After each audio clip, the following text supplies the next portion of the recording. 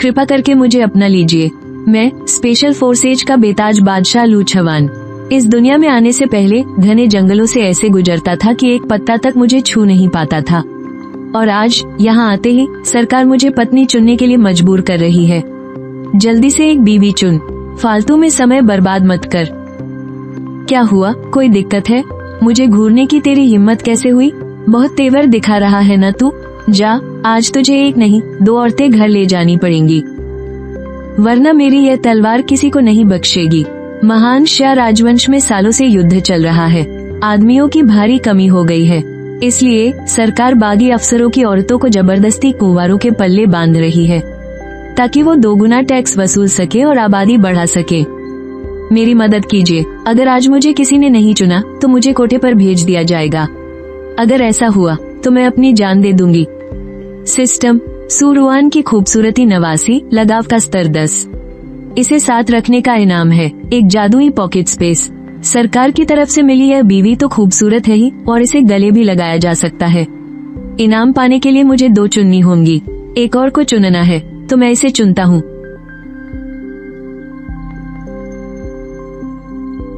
2 चुननी है, एक और चुननी पड़ेगी। ये तो सीधा सीधा मुझे ही निशाना बना रहा है। मैंने इस सिपाही का क्या बिगाड़ा है? कहीं ऐसा तो नहीं कि मैं ज्यादा ही हैंडसम हूँ और इसे जलन हो रही है? सिस्टम, बाईसीयू की खूबसूरती 91। इनाम, जानवरों को काबू करने की शुरुआती कला। ये सौदा तो घाटे का नहीं है। दूसरी, मैं इसे चुनता हूँ।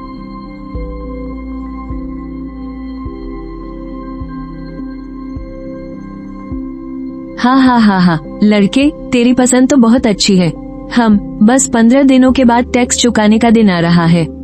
हम हर इंसान के हिसाब से टैक्स लेते हैं। उस दिन खाली हाथ मत आना। हाँ, वरना फिर मुझे दोष मत देना। कानून के हिसाब से कड़ी सजा मिलेगी। बिल्कुल रहम नहीं करूँगा। तुम दोनों अंदर आ जाओ। दिन दहाड़े। ये इतनी जल्दी में है? सच में, बाकी मर्दों की तरह ये भी हवस का ही भूखा है। तुम दोनों लड़कियां इस पश्चिमी कमरे में रह सकती हो। अभी घर में खाने को कुछ नहीं है। मैं पीछे वाले पहाड़ से कुछ शिकार करके लाता हूँ।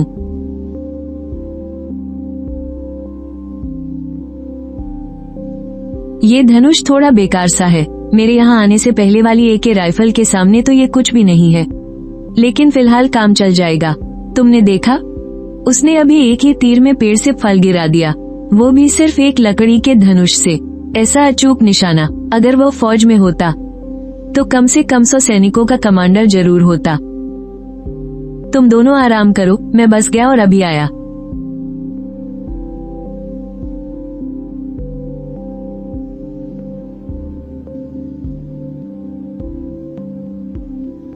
ये जादुई स्पेस वाली ताकत सच में बहुत काम की है। यह आवाज कुछ जानी पहचानी सी लग रही है।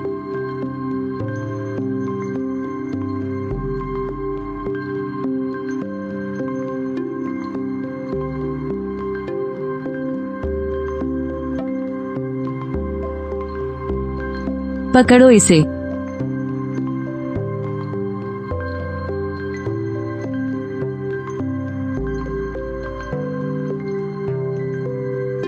इतनी कड़ाके की ठंड में तुम अकेली इस पहाड़ पर क्या कर रही हो? मेरी माँ बहुत बीमार है। मेरे पास उनके इलाज और दवाइयों के लिए पैसे नहीं हैं। घर में जो थोड़ा बहुत अनाज बचा है उसे टैक्स भरने के लिए रखना है। इसलिए मैंने सोचा कि पहाड़ पर जाकर अपनी किस्मत आजमा लूं। सोचा था कुछ जड़ी बूटियां ढूंढ लूंगी, पर किसे पता था। सिस्टम, बेहतरीन शिकार की कला, साथ ही जड़ी बूटियां उगाने और औजार बनाने का हुनर। ये लड़की तो सच में खजाने का पिटारा है। क्या लू भैया, आप शिकार करने जा रहे हैं? मुझे भी अपने साथ ले चलिए ना। मुझ में बहुत ताकत है, मैं आपका सामान उठाने में मदद करूंगी। मुझे बस शिकार का 10वां हिस्सा दे दीजिएगा। मैं अपनी बीमार माँ को थोड़ा अच्छा खाना खिलाना चाहती हूँ, शायद वो जल्दी ठीक हो जाए। क्या मजाक है? अगर ऐसा बोझ मेरे साथ रहेगा तो अपनी शक्तियों का इस्तेमाल करना भी मुश्किल हो जाएगा। इसे पहनो और घर जाकर आराम करो। अगर मुझे कोई शिकार मिला तो तुम्हारे घर भिजवा दूंगा, लेकिन तुम्हारे पास तो अब बरसाती नहीं है, तुम्हें ठंड लग जाएगी। अरे, मेरे पास रुई वाले गर्म कपड़े हैं, बरसाती तो बर्फ से बचने के लिए होती है और बर्फ अभी इतनी जल्दी नहीं गिरने वाली। ऐसे खड़े मत रहो, जल्दी घर जाओ। लू चुवान भैया, आपका बहुत बहुत शुक्रिया। अरे, आपने आधे दिन में ही इतना सारा शिकार कर लिया। किस्मत अच्छी थी कि एक बिना जमी हुई नदी मिल गई। ये सब वहाँ पानी पीने आए थे। आज रात इस मुर्गे को पकाते हैं। हम दोनों को ही खाना बनाना नहीं आता, लेकिन आप चिंता मत कीजिए, मैं सीख लूंगी। मुझे सिलाई कढ़ाई भी आती है, मैं कपड़े बुन सकती हूँ और खेत में काम भी कर सकती हूँ। मैं आप पर बिल्कुल भी बोझ नहीं बनूंगी। बड़े घर की लड़कियों ने सच में कभी मेहनत मजदूरी नहीं की होती। आज रात का खाना मैं बनाऊंगा। अरे, इससे तो मेरे लिए इनकी इज्जत बढ़ गई। ईंट का भट्ठा, अगर ये बन गया तो मैं खुद ईंटें बनाकर घर बना सकूंगा। फिर इस टूटे फूटे हवादार मिट्टी के घर में नहीं रहना पड़ेगा। चलो घर के हालात के बारे में बात करते हैं। 15 दिनों के बाद हमें सालाना लगान चुकाना है। एक इंसान का 100 किलो। हमारे परिवार को कुल 300 किलो अनाज देना होगा, लेकिन अभी घर में सिर्फ 50 किलो अनाज ही बचा है। इसलिए इन दिनों मुझे ज्यादा से ज्यादा शिकार करना होगा ताकि शहर जाकर उसके बदले अनाज ले सकूं। वैसे 300 किलो भी काफी नहीं होगा। मुझे खबर मिली है कि इस साल सरकारी अफसरों ने तौलने का कांटा ही बदल दिया है। जो अनाज आम दिनों में 1 किलो होता है, वो लगान वाले कांटे पर सिर्फ 800 ग्राम ही बैठता है। हमें कम से कम 375 किलो अनाज चाहिए होगा, वरना वो अफसर हमें आसानी से नहीं छोड़ेंगे। उनकी इतनी हिम्मत कि वो इतना बड़ा घोटाला कर रहे हैं। अभी बाजार में अनाज की कीमत 30 सिक्के प्रति किलो है और मांस की कीमत 100 सिक्के है। अगर नुकसान को भी जोड़ लिया जाए तो अनाज पूरा करने के लिए तुम्हें कम से कम 200 किलो शिकार करना होगा। अभी बहुत लंबा सफर तय करना है। आज रात मैं तैयार हूँ। अरे, तुम्हारी मर्जी है तो ठीक है। मेरा उसूल है कि जो खाना बनाता है वो बर्तन नहीं धोता। तो ठीक है, मैं जाकर अपने कमरे में आराम करता हूँ। सूरान दीदी, ऐसा लगता है कि उनकी हम में कोई खास दिलचस्पी नहीं है। अगर उन्होंने हमें घर से निकाल दिया तो हमारा क्या होगा? चिंता मत करो, वो बहुत नेक इंसान हैं और काबिल भी हैं। हमारी तो किस्मत ही खुल गई है जो वो हमें मिल गए।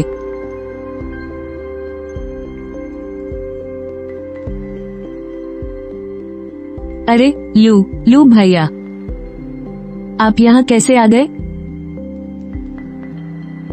कल मैंने तुम्हें मांस भिजवाने का वादा किया था ना। वांग चाची की तबीयत अब कैसी है? वांग चाची, मैं आपसे मिलने आया हूँ। थोड़ी देर में चिंग चिंग आपके लिए गर्मा गर्म सूप बनाएगी। तब तक मैं शहर जाकर देखता हूँ कि कोई जड़ी बूटी मिल जाए। मैं आपके लिए दवा लेकर आऊंगा। लू चुवान, तुम्हारा बहुत शुक्रिया। कौन है वहाँ? सुन लाइजी, तू यहाँ क्या कर रहा है? अरे, तेरा थोड़ा सा मांस ले लिया तो क्या आफत आ गई बे?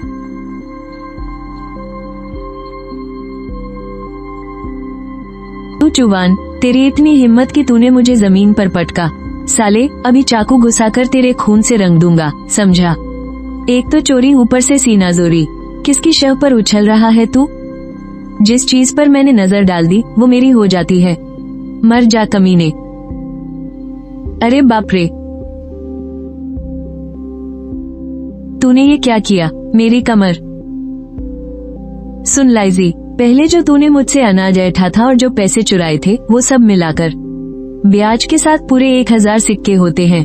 कल चुपचाप मेरे घर पहुंचा देना, वरना अगली बार जब मिलेंगे ना तो अंजाम इतना सीधा नहीं होगा। बहुत बहुत शुक्रिया लू भाई। वो अक्सर हम बेसहारा माँ बेटे को परेशान करता है। अच्छा होगा कि आप अपने आंगन की दीवार पर कर्टीली झाड़ियाँ लगा ले, वरना वो कभी भी दीवार फांद कर आ सकता है। ये सुरक्षित नहीं है। हाँ, मैं अभी जाकर लगाती हूँ। तांगहुलू। अरे हुजूर, जरा रुकिए। आप ही इस हवेली के मालिक हैं ना? क्या रुतबा है आपका? अरे नहीं, मैं कहाँ का मालिक, मैं तो बस इस हवेली का मुनीम हूँ। तुम कौन हो? ओह, तो आप मुनीम जी हैं। मैंने आपको इतने रौब में देखा तो मुझे लगा कि आप ही मालिक हैं। मुझे माफ कर दीजिए। वैसे मुनीम जी, आपका शुभ नाम क्या है? मेरा नाम शू हो शियांग है। तुम लड़के बड़े दिलचस्प हो। बड़ी मीठी मीठी बातें करते हो। काम क्या है? शू मुनीम जी, कुछ दिन पहले मैं पहाड़ों पर शिकार करने गया था। किस्मत से एक हिरण हाथ लग गया। क्या हवेली में हिरण के मांस की जरूरत है? जरा मुझे देखने दो। हवेली में इसकी जरूरत तो है। कितने का है? शू मुनीम जी, ये हिरण का मांस कोई आम मांस नहीं है। इसका सूप बहुत ही स्वादिष्ट बनता है। बाजार में इसकी कीमत लगभग 150 सिक्के है। ये करीब 40 सेर है। मैं आपको 5000 सिक्के में दे दूंगा। कैसा रहेगा? बहुत महंगा है, ज्यादा से ज्यादा 4000 दूंगा। मैं शू हवेली को इसे 7000 सिक्के में बेचूंगा। तुम लड़के बेईमान हो, 5000 की चीज 7000 में बेचोगे? क्या शू सान को बेवकूफ समझ रखा है? आप गलत समझ रहे हैं। मैं आपको ये 5000 सिक्के में ही बेच रहा हूँ, लेकिन शू हवेली को ये 7000 सिक्के में बेचा जाएगा। आप मुझे खजाने से 7000 सिक्के निकाल कर देंगे। मांस आपका हुआ और बचे हुए 2000 सिक्के जाहिर है आपकी मेहनत के रूप में आपकी जेब में जाएंगे। कहिए, सौदा मंजूर है? पैसे से तो भूत भी नाचने लगता है। ये बात तो सदियों से सच है। ये रहे तुम्हारे 5000 सिक्के, इसे रखो और मां सब मेरा हुआ। बचे हुए 2000 मैंने अपने खाते में डाल लिए हैं। शू मुनीम जी, ये जंगली खरगोश मैंने कल ही मारा था। ये मेरी तरफ से आपके लिए एक छोटा सा तोहफा है। आगे भी हमें साथ काम करने के बहुत मौके मिलेंगे। तुम लड़के दुनियादारी खूब समझते हो। एक दिन तुम जरूर बहुत बड़ा आदमी बनोगे। बहुत शुक्रिया शू भाई, मुझे थोड़ा पुराना अनाज भी खरीदना है, तो मैं अब चलता हूँ।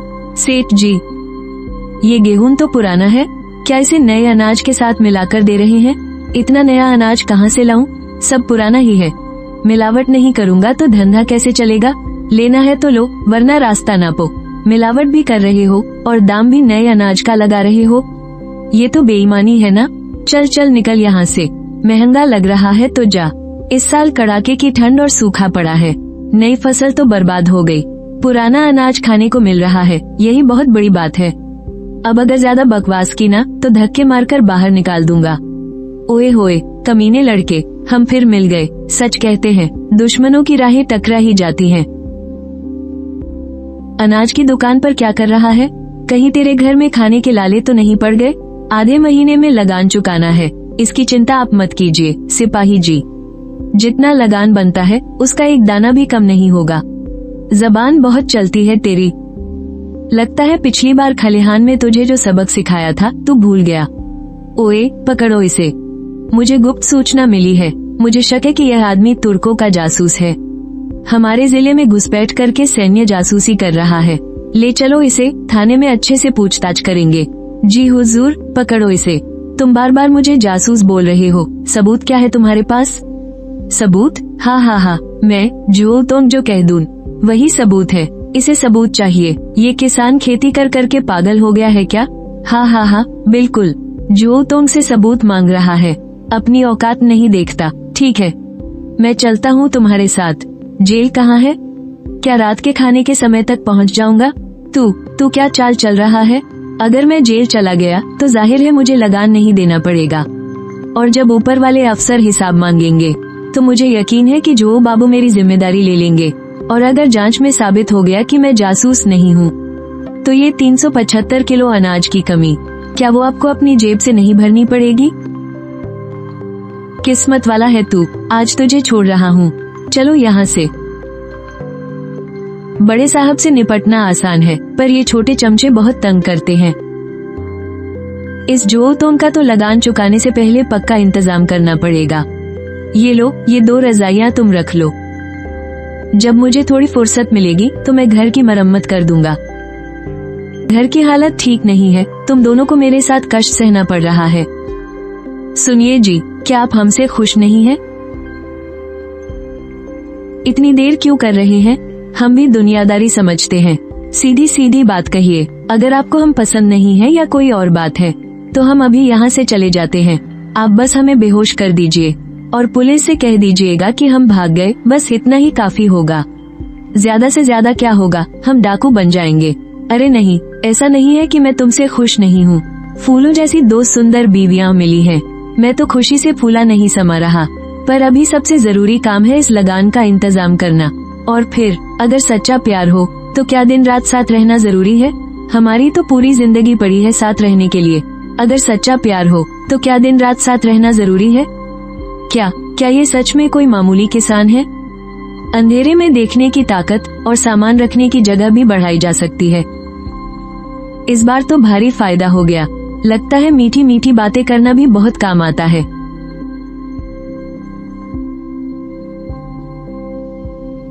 बचकर कहाँ जाएगा, लौटकर तो यहीं आना है।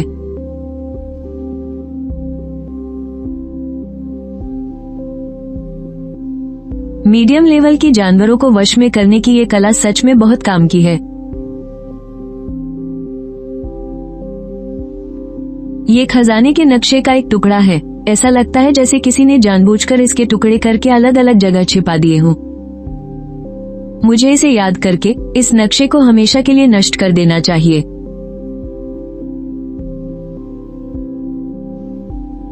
हे अरे लूचुवान बेटा, सुना है तूने कोई शिकार पकड़ा है। मेरे घर में भी बहुत दिनों से किसी ने मांस नहीं खाया है। मैं सोच रहा था कि क्या तू मुझे थोड़ा सा गोश्त दे सकता है? कोई बात नहीं मुखिया जी, इसका खून साफ करने के बाद मैं आपको एक टुकड़ा काट कर दे दूंगा। मुफ्त में कैसे ले सकता हूँ? बस मेरे लिए 1 किलो तौल दे, बाजार के भाव से पैसे दे दूंगा। मुखिया जी, क्या आप जो तोंग नाम के किसी सिपाही को जानते हैं? आज बाजार में उसने मुझे लगभग गिरफ्तार ही कर लिया था। जो तोंग नाम कुछ सुना सुना सा लग रहा है। वो होंगतू जिले के मजिस्ट्रेट जो झेंग का भतीजा है। जो झेंग बाहर से तो बहुत शरीफ दिखता है, लेकिन असल में वह अपनों की बहुत तरफदारी करता है। तुम उनसे पंगा बिल्कुल मत लेना। जो झेंग और जो तोंग चाचा भतीजे दोनों ही सरकारी दफ्तर में हैं। हाँ, दोनों चाचा भतीजे दफ्तर में हैं। ये तो वही बात हुई कि गुंडे को सरकार का ही संरक्षण मिल जाए। मुसीबत और भी बढ़ती जा रही है। श्याओबाई, तुम बताओ। स्वामी कोई पराई नहीं है। मैं और सुरान दीदी बचपन से एक दूसरे को जानते हैं। हम दोनों ने बड़े राजकुमार का साथ दिया था, लेकिन दूसरे राजकुमार ने 10 सालों से ज्यादा तक सब्र किया और बहुत ही बेरहमी से सत्ता हथिया ली। हमारे पास भागने के अलावा कोई रास्ता नहीं था। भागते भागते हम यहाँ तक पहुँच गए।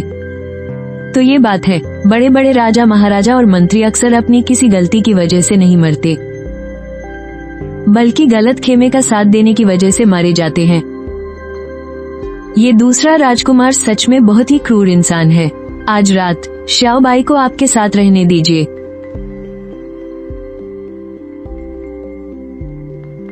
जब हम पहले से ही आपकी हो चुकी हैं, तो इस रिश्ते को सच में मुकम्मल होना ही चाहिए। हम नहीं चाहते कि भगोड़ों को पनाह देने के इल्जाम में आप पर कोई आंच जाए। क्या आप तैयार हैं? ये रास्ता इतना आसान नहीं है। हमने आपको अपना पति मान लिया है, तो अब जीना मरना आपके ही साथ है। और वैसे भी अगर स्वामी ने हम दोनों की जान न बचाई होती तो पता नहीं हमारा क्या अंजाम होता। मैं समझ गया। तुम बेफिक्र रहो, जब तक मैं जिंदा हूँ कोई भी तुम दोनों को नुकसान नहीं पहुंचा सकता। हम मालिक तो शहर गए हैं गोश्त बेचने। अब जल्दी से मुझे बताओ कि तुम्हें कैसा लगा। जल्दी बताओ ना, मेरी ही किस्मत खराब थी जो ऐसे गलत वक्त पर मेरे वो दिन आ गए, वरना मैं भी तुम्हारे साथ होती। ये तुम क्या कह रही हो? भला ऐसी बातें भी कोई मुंह से बोलता है? तुम्हें शर्म नहीं आती? अरे इसमें शर्म कैसी? हम दोनों ने एक ही इंसान से शादी की है। बंद कमरे में हम आपस की बातें तो कर ही सकती है ना, इसमें छिपाना क्या? तुमने अभी तक मेरा जवाब नहीं दिया। सच सच बताओ, कैसा लगा? जब तुम्हारे वो दिन खत्म हो जाएं, तो खुद ही अनुभव करके देख लेना। हा, अब और मत पूछो। इस लड़के ने इतने बड़े जंगली सुअर का शिकार कर लिया, हम शायद इसके सामने टिक नहीं पाएंगे। उसका शरीर तो देखो। सुन भाई, मुझे लगता है हमें ये इरादा छोड़ देना चाहिए। क्या पता उसके और भी साथी हो। अबे तू बेवकूफ है क्या? उसकी तो बस किस्मत अच्छी थी, उसके पास तीर कमान था इसलिए मार गिराया। अब वो बाजार में गोश्त बेचने जा रहा है। पक्का उसके पास कोई हथियार नहीं होगा। हम रास्ते में ही उसे लूट लेंगे और किसी को कानो कान खबर तक नहीं होगी। मुझे लूटना चाहते हो? चलो, इसी बहाने मेरे हाथों की थोड़ी कसरत हो जाएगी। जब तुम लोगों ने मरने की ठान ही ली है तो अब मेरे हाथों से कोई नहीं बचाएगा। फेंको फंदा, पकड़ो इसे।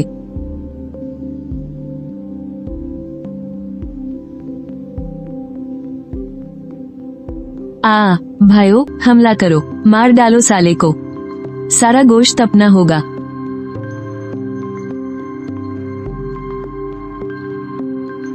लू छवान, मैं तुझे जिंदा गांव वापस नहीं लौटने दूंगा, समझे? हो, मुझे नहीं लगता, लेकिन मेरे पास तुझे जान से मारने के 100 तरीके हैं और किसी को भनक तक नहीं लगेगी। तुझे तो शुक्र मनाना चाहिए कि तेरा पाला आज के लू छवान से पड़ा है, वरना तेरी 10 जानें भी तुझे बचा नहीं पाती। 100 जिन जंगली सुअर का गोश्त है, मैं तुम्हें इसके 15,000 सिक्के दूंगा। बोलो, मंजूर है? शू साहब, आप तो मुझ पर कुछ ज्यादा ही मेहरबान हैं। तो अपनापन जताने के लिए मैं आपको 3,000 सिक्के वापस कर देता हूँ। इसे अपनी मेहनत का इनाम समझ लीजिए। आप तो समझदार हैं, ऐसा मांस मुश्किल से मिलता है। मैं तुम्हारे लिए इसे 6,000 सिक्के मान लेता हूँ। कुछ वापस करने की जरूरत नहीं है। सबका फायदा होना चाहिए, तभी तो कमाई का रास्ता हमेशा खुला रहता है।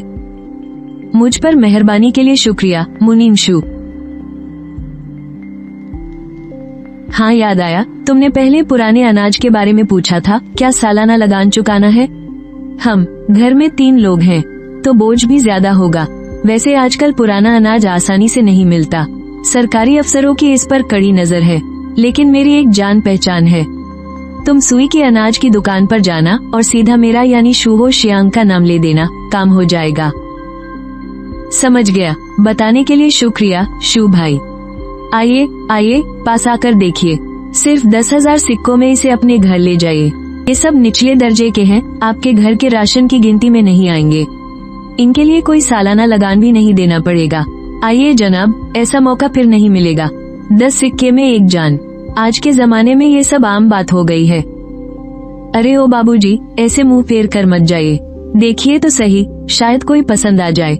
मैं सुबह से यहाँ बैठा हूँ और अभी तक बोहनी भी नहीं हुई है। मैं आपको अच्छी छूट दे दूंगा। क्या मेरी शक्ल देखकर लगता है कि मेरे पास 10,000 सिक्के होंगे? लगाव का स्तर 0। ऐसा तो पहली बार देख रहा हूँ। इसे पनाह देने का कोई इनाम भी नहीं है। छोड़ो, भलाई का काम समझकर ही कर लेता हूँ। ये कितने की है? अरे वाह बाबूजी, आपकी पारखी नजर का क्या कहना। इसका नाम दिए ही है। आज मेरी बोहनी नहीं हुई है, इसलिए आपको सीधे आधी कीमत लगा रहा हूँ। 5,000 सिक्के दीजिए और इसे ले जाइए। क्या तुम्हें खाना बनाना आता है? ठीक है, तुम मेरे साथ चलो। लानत है, नेकी करके पनाह दी और लगाव का स्तर उल्टा घट गया।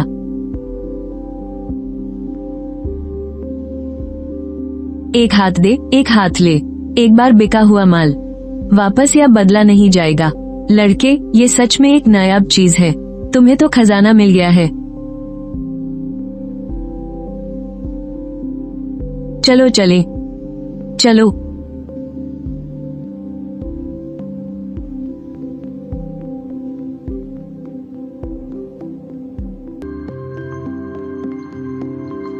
मुझे सुई बाई वे से मिलना है। मुझे शू हवेली के मुनीम शू ने भेजा है। कितना खरीदना है? 400 जिन? कुछ ज्यादा नहीं है, लेकिन इसकी कीमत तुम्हारी सोच से कहीं ज्यादा हो सकती है। एक जिन के 45 सिक्के, तो 400 जिन के हुए 18,000 सिक्के, यानी 18 तोले चांदी। पर मुनीम शू ने तो मुझे 40 सिक्के बताए थे। 40 सिक्के 3 दिन पहले का भाव था। मेरी ही गलती है जो मैंने मुनीम शू को खबर नहीं दी। खैर, तुम मुनीम शू के भेजे हुए हो तो तुम्हें बताने में कोई हर्ज नहीं है। 3 दिन पहले बिंग जुओ की सेना ने पूरे बिंग जुओ में भारी मात्रा में पुराना अनाज खरीदना शुरू कर दिया है। अब बाजार में पुराना अनाज ज्यादा बचा ही नहीं है। कुछ लोग तो इसमें नया अनाज मिलाकर बेच रहे हैं और कुछ लोग तो इसे सीधा नए अनाज के नाम पर ही बेच रहे हैं। पर मेरा उसूल है ईमानदारी से धंधा करना। 45 सिक्के एकदम सही दाम है, कोई धोखाधड़ी नहीं। मंजूर है? लेकिन मेरे पास अभी पूरे पैसे नहीं हैं। मुझे अभी के लिए सिर्फ 200 जिन दे दो और बाकी के 200 जिन के लिए मैं तुम्हें कुछ पैसे पेशगी दे देता हूँ। 3 दिन बाद आकर बचा हुआ माल ले जाऊंगा। ठीक है, तो फिर आप बस 10 तोले चांदी दे दीजिए।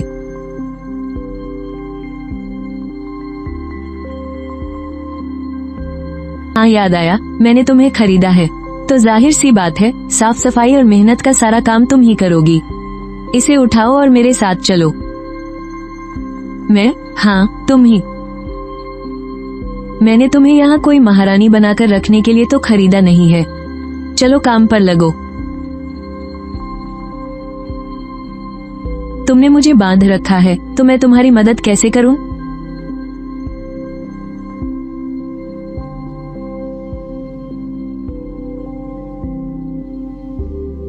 एक खूबसूरत औरत को मुसीबत में देखना सच में आंखों को बड़ा सुकून देता है।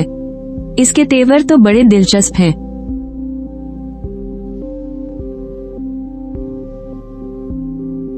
मालिक, ये कौन है? रास्ते में देखा कि ये खुद को बेच रही थी। सोचा कि जब हम पहाड़ पर शिकार करने जाते हैं तो खाना बनाने वाला कोई नहीं होता, इसलिए इसे खरीद लिया। अरे ओ बहन, तुम्हारा नाम क्या है? मेरा नाम दे ही है। आज घर पर कुछ हुआ तो नहीं ना? वैसे बताऊं तो एक अजीब बात हुई है। गांव में लगभग 10 सिपाही आए थे। वो घर घर जाकर 11 साल पुरानी बात के बारे में पूछताछ कर रहे थे कि क्या कोई आदमी 2 छोटी बच्चियों को लेकर गांव में आया था। वो 11 साल पुराने मुर्दे उखाड़ रहे हैं। दाल में कुछ काला है। ये जो जैन तो हमेशा से ही यहाँ का अधिकारी रहा है। कहीं वो किसी को ढूंढ तो नहीं रहे? मालिक, आपका मतलब है कि? कुछ नहीं, तुम इस पचड़े में मत पड़ो। क्या तुम्हें गोश्त और पत्ता गोभी पकाना आता है? जाओ जल्दी से जाकर खाना बनाओ। रसोई घर कहाँ है? बाहर जाकर दाईं तरफ। एक आदमी और उसके साथ 2 छोटी बच्चियां। क्या इतने सालों बाद वो हमें ही ढूंढ रहे हैं? क्या उन्हें हमारा पता चल गया है? क्या वो आदमी बाबूजी हैं? नहीं, ऐसा नहीं हो सकता। चुवान भाई, बहुत बड़ा बखेड़ा खड़ा हो गया है। घबराओ मत, आराम से बताओ। मुखिया जी, उन्हें पड़ोस के झाओ गांव वालों ने पीटा है। वो लोग आग बबूला होकर तुम्हें ही ढूंढने आ रहे हैं। तुम जल्दी से कहीं छुप जाओ। झाओ गांव वालों को मुझसे क्या काम है? क्या तुम उनके इलाके में शिकार करने गए थे और वहाँ एक जंगली सुअर मारा था? झाओ गांव के शिकारियों का कहना है कि वो कई दिनों से उसका पीछा कर रहे थे, लेकिन तुमने उनसे पहले ही बाजी मार ली। अरे, ये तो बड़ी अजीब बात है। ये पहाड़ झाओ गांव वालों की जागीर कब से बन गया? ये सरकारी पहाड़ है, यहाँ कोई भी आ जा सकता है। वो बहुत तेजी से यहाँ आ रहे हैं और सभी हटे कट्टे शिकारी हैं। चुवान भाई, तुम जल्दी से छुप जाओ। उनकी तादाद बहुत ज्यादा है। छुप जाऊं? वो लोग हमारे घर तक चढ़ आए हैं। अब मैं कहाँ छुपूं? जो होगा देखा जाएगा। हम भी ईंट का जवाब पत्थर से देंगे। लू चुवान, तुमने हमारे झाओ गांव की इजाजत के बिना हमारे इलाके में शिकार किया। आज तुम्हें इसका हिसाब देना ही होगा। बाहर निकल कमीने। वहीं रुक जाओ। एक कदम भी और आगे बढ़ाया ना तो मेरा तीर किसी को नहीं बख्शेगा। ओहो, छोकरी में तो बड़ा अक्खड़पन है। लू चुवान, क्या तू अब एक औरत के पल्लू के पीछे छुपेगा? तू कैसा मर्द है बे? ये पहाड़ सरकार का है। ये तुम्हारे झाओ गांव की जागीर कब से बन गया? वो जंगली सुअर मैंने मारा है। मैं तुम्हें कोई हिसाब क्यों दूं? क्यों? क्योंकि हमने उस सुअर का 7 दिन और 7 रातों तक पीछा किया था। तूने बीच में आकर हमारे मुंह का निवाला छीना है। आज या तो तू हमें इसके पैसे दे या फिर वो सुअर का गोश्त हमारे हवाले कर दे, वरना हमारे हाथों बुरा अंजाम भुगतने को तैयार रह। भाइयों, हमला कर दो।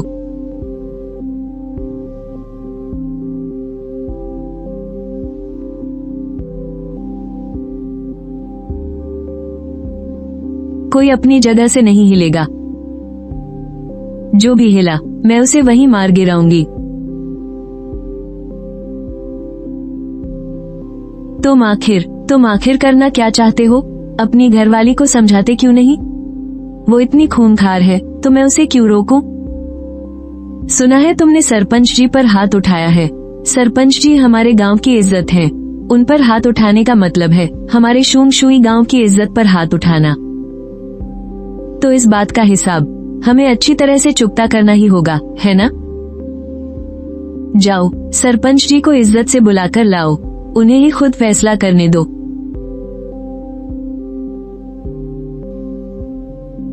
तुम आखिर चाहते क्या हो?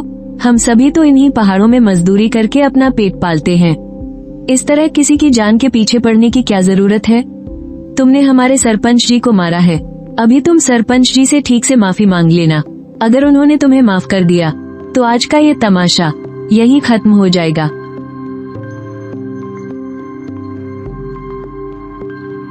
सरपंच जी कहाँ हैं? वो क्यों नहीं आए? वो चुवान भाई, सच में बहुत माफी चाहता हूँ। सरपंच जी ने कहा कि अभी झाओ जिया गांव के लोगों से मार खाने के बाद उनका सिर चकरा रहा है, आंखों के सामने अंधेरा छा रहा है और पैरों में बहुत दर्द है। पूरा शरीर अकड़ गया है। वो यहाँ नहीं आ सकते। कह रहे थे कि शायद उन्हें लकवा मार गया है। बकवास बंद करो। हमने तो सुंझी को बस एक थप्पड़ मारा था। उसके पैरों में दर्द और शरीर में अकड़न कैसे हो सकती है? हो सकता है उनकी उम्र हो गई है ना, और ऊपर से शरीर भी कमजोर है, तो ऐसी हालत होना कोई बड़ी बात तो नहीं है। अगर ऐसा है तो आप सबको यहाँ इंतजार करने की जहमत उठानी पड़ेगी जब तक सुन चाचा ठीक नहीं हो जाते। आप लोग उनसे माफी मांगकर ही यहाँ से जा सकते हैं।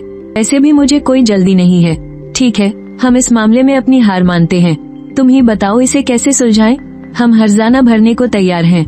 कायदे से देखा जाए तो तुम लोगों ने शिकार करने के लिए हमारे पीछे वाले पहाड़ पर कब्जा किया पूरे 3 साल तक। चलो ऐसा करते हैं, मैं तुम पर कोई दबाव नहीं डालूंगा। हर साल 600 किलो मांस, यानी कुल मिलाकर 1800 किलो। तुम्हें क्या लगता है क्या बकवास है? ऐसा कैसे हो सकता है? लू चुवान, ये गलतफहमी मत पालना कि हम तुमसे डर गए हैं।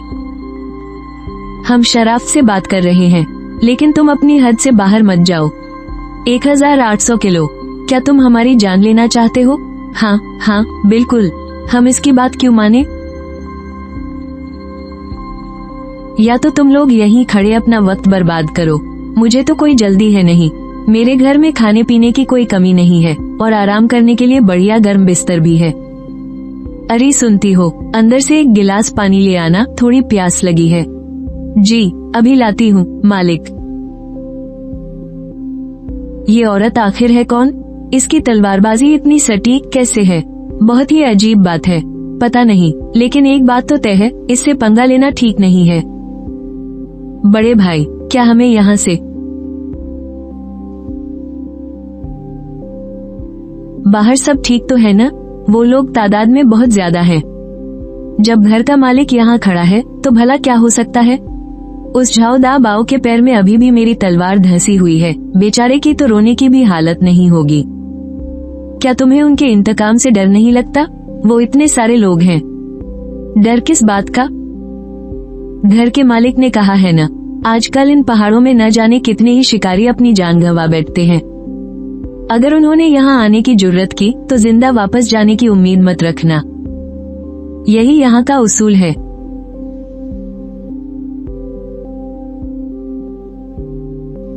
एक 1000 किलो एक रत्ती भी ज्यादा नहीं। अगर तुम नहीं माने तो हम भी आर पार की लड़ाई लड़ेंगे। ज्यादा से ज्यादा क्या होगा, सब एक साथ मारे जाएंगे। ठीक है 1000 किलो, लेकिन एक शर्त है। अब से जब भी तुम्हारे झाओ गांव के शिकारी पीछे वाले पहाड़ पर शिकार करने जाएंगे तो उन्हें पहले शुमशुई गांव से इजाजत लेनी होगी और हर बार अपने शिकार का 20% हिस्सा हमें देना होगा।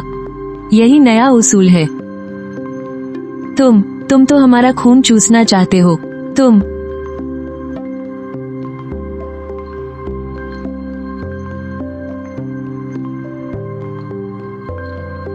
अगर हिसाब लगाया जाए तो तुम्हें बस 150 चांदी के सिक्के देने होंगे और आज का यह मामला यहीं खत्म हो जाएगा। बोलो क्या ख्याल है? हाँ हाँ हाँ हाँ हाँ हाँ 150 चांदी के सिक्के। तुम्हारी इतनी हिम्मत, चाहो तो एक कर्ज की पर्ची लिख सकते हो जिसमें साफ लिखा हो कि आज के दिन तुम लोगों पर हमारे शुमशुई गांव के 150 चांदी के सिक्कों का कर्ज है और जब तक सारा कर्ज चुकता नहीं हो जाता हर महीने 3% का ब्याज लगेगा।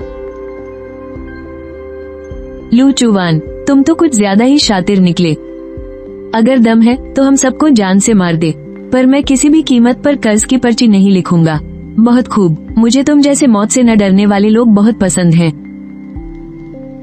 यानजुन, ये लोग हथियारों के साथ मेरे घर में घुसे, लूटपाट के इरादे से, महान शिया साम्राज्य के कानून के मुताबिक। इनके लिए क्या सजा तय है? अगर कोई हथियारों के साथ किसी के घर में घुसकर हमला करता है तो यह एक संगीन जुर्म है। कानून के मुताबिक इन्हें लाठियों से पीट पीट कर मार डाला जाना चाहिए। तो ये बात है, हमसे गलती हो गई, हम कुछ ज्यादा ही हवा में उड़ रहे थे। हम लू भाई के नुकसान की भरपाई कर देंगे। मैं 10 चांदी के सिक्के देने को तैयार हूँ। हमसे गलती हो गई, हम कुछ ज्यादा ही हवा में उड़ रहे थे।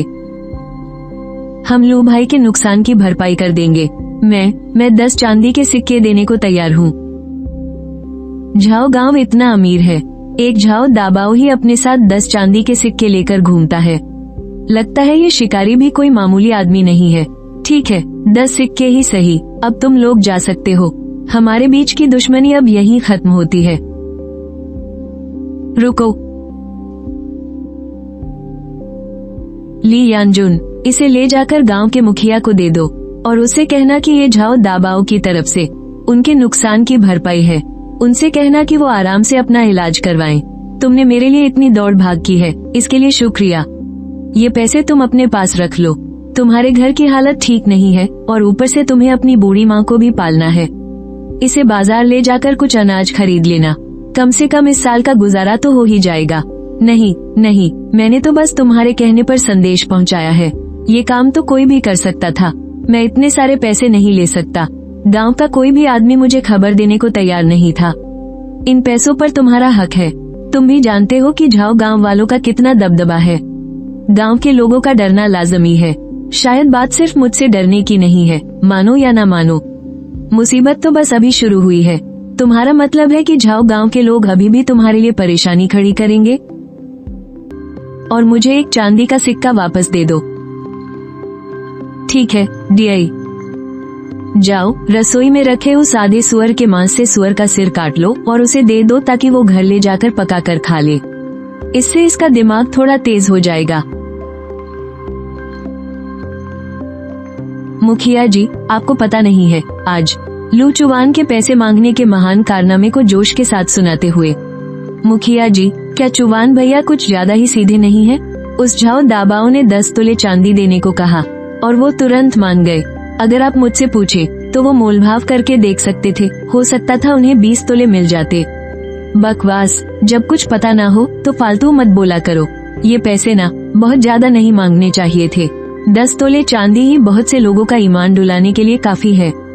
अगर उसने 150 तोले मांग लिए होते तो लू चुवान के लिए इस गांव में टिकना भी मुश्किल हो जाता।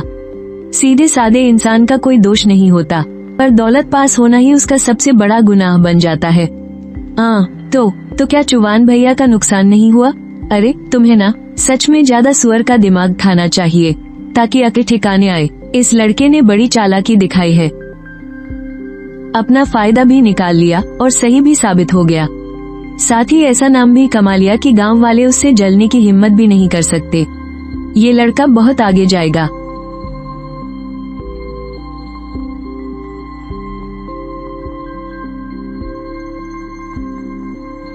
दाचुवान, क्या तुम घर पर हो? तुम्हारी तीसरी चाची तुमसे मिलने आई है। हाँ चाची, इतनी रात गए, आप मेरे घर पर किसी काम से आई हैं क्या? दाचुवान, तुम तो बहुत तरक्की कर गए। तुमने तो एक जंगली सुअर का शिकार कर लिया। हमारे श्वांग शुई गांव में इतने सालों से कोई शिकारी पैदा नहीं हुआ। मैं तो पहले ही कहती थी कि हमारा दाचुवान बड़ा होकर जरूर कुछ बड़ा करेगा। अब देखो, तुम्हारी तीसरी चाची की बात सच निकली ना? चाची, शायद आपकी याददाश्त कमजोर हो गई है। मुझे तो याद है कि आपने कहा था कि मैं ना तो पढ़ाई में कुछ कर पाऊंगा और न ही कुश्ती में, कि मेरा कुछ नहीं हो सकता और मेरी किस्मत में जिंदगी भर एक मामूली किसान बनकर रहना ही लिखा है। अरे ऐसा कैसे हो सकता है दाचुवान? तुम्हारी इस चाची को तो हमेशा से तुम पर पूरा भरोसा था। वो सब तो दूसरे लोगों ने कहा होगा, मैंने ऐसा कभी नहीं कहा। दरअसल इस बार मेरे आने का मकसद ये है कि इस साल हमारे घर में खाने पीने का पूरा बंदोबस्त नहीं हो पाया है। क्या तुम मुझे थोड़ा सुअर का मांस उधार दे सकते हो? मुझे माफ करना चाची, लेकिन ये नहीं हो पाएगा। आपको भी पता है मेरे घर में अब 3 लोग हैं। मेरे पास सच में फालतू मांस नहीं है जो मैं आपके घर दे सकूं। बेहतर होगा कि आप कोई और तरीका सोच ले। दाचुवान, तुम्हारे घर की वो दोनों औरतें किसी काम की नहीं है। उनसे शादी करके तुमने क्या ही उखाड़ लिया, बस मुफ्त की रोटियां तोड़ती हैं। मेरी मानो तो उन्हें तुरंत तलाक दे दो। तुम्हें अपनी छोटी बहन शियू हुआ याद है? हाँ, मेरी बेटी। वो एकदम पक्की घर गृहस्थी वाली लड़की है, घर के काम में बहुत तेज है, और दहेज भी मैं कोई ज्यादा नहीं मांगूंगी। ओए होए, मुझे माफ करना चाची, मेरा हाथ फिसल गया था। ऐसा नहीं है कि मुझे कुछ नहीं आता, मैं तीर चलाना बहुत अच्छे से जानती हूँ। बस मेरा निशाना थोड़ा कच्चा है। अगर आपने यहाँ खड़े होकर और बकवास की ना, तो मैं इस बात की गारंटी नहीं दे सकती कि मेरा अगला तीर भटकेगा या सीधा आपको लगेगा। ये छोकरी तो सच में जल भुन रही है, बड़ा दिलचस्प है। कैसी लड़ाकू औरत है, बिल्कुल ही लड़ाकू। दाछवान, तू इसे काबू में रख भी सकता है या नहीं? हम तुम्हारे रिश्तेदार हैं, तेरी घरवाली घर के बड़ों के साथ ऐसा बर्ताव कैसे कर सकती है? इसने तो आसमान सिर पर उठा लिया है। ये तो सीधे सीधे घर से निकाले जाने लायक काम है। तू इसे अभी के अभी तलाक दे सकता है।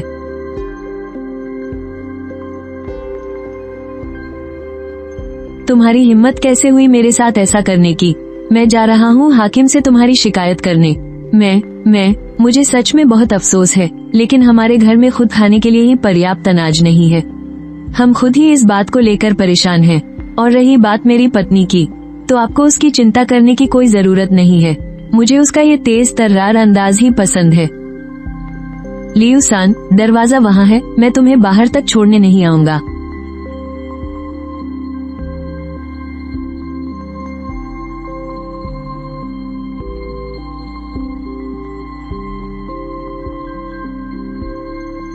छवान भैया, आप यहाँ हैं? छवान भैया, आज से मुझे अपने साथ रख लीजिए ना। आज से आप जो कहेंगे मैं वही करूँगा। आप जिसे पीटने को कहेंगे मैं उसे पीटूंगा, कोई सवाल नहीं पूछूंगा। सुन लाइजी, तू मेरे साथ रहना चाहता है? तुझे डर नहीं लगता कि मैं फिर से तेरे हाथ तोड़ दूंगा?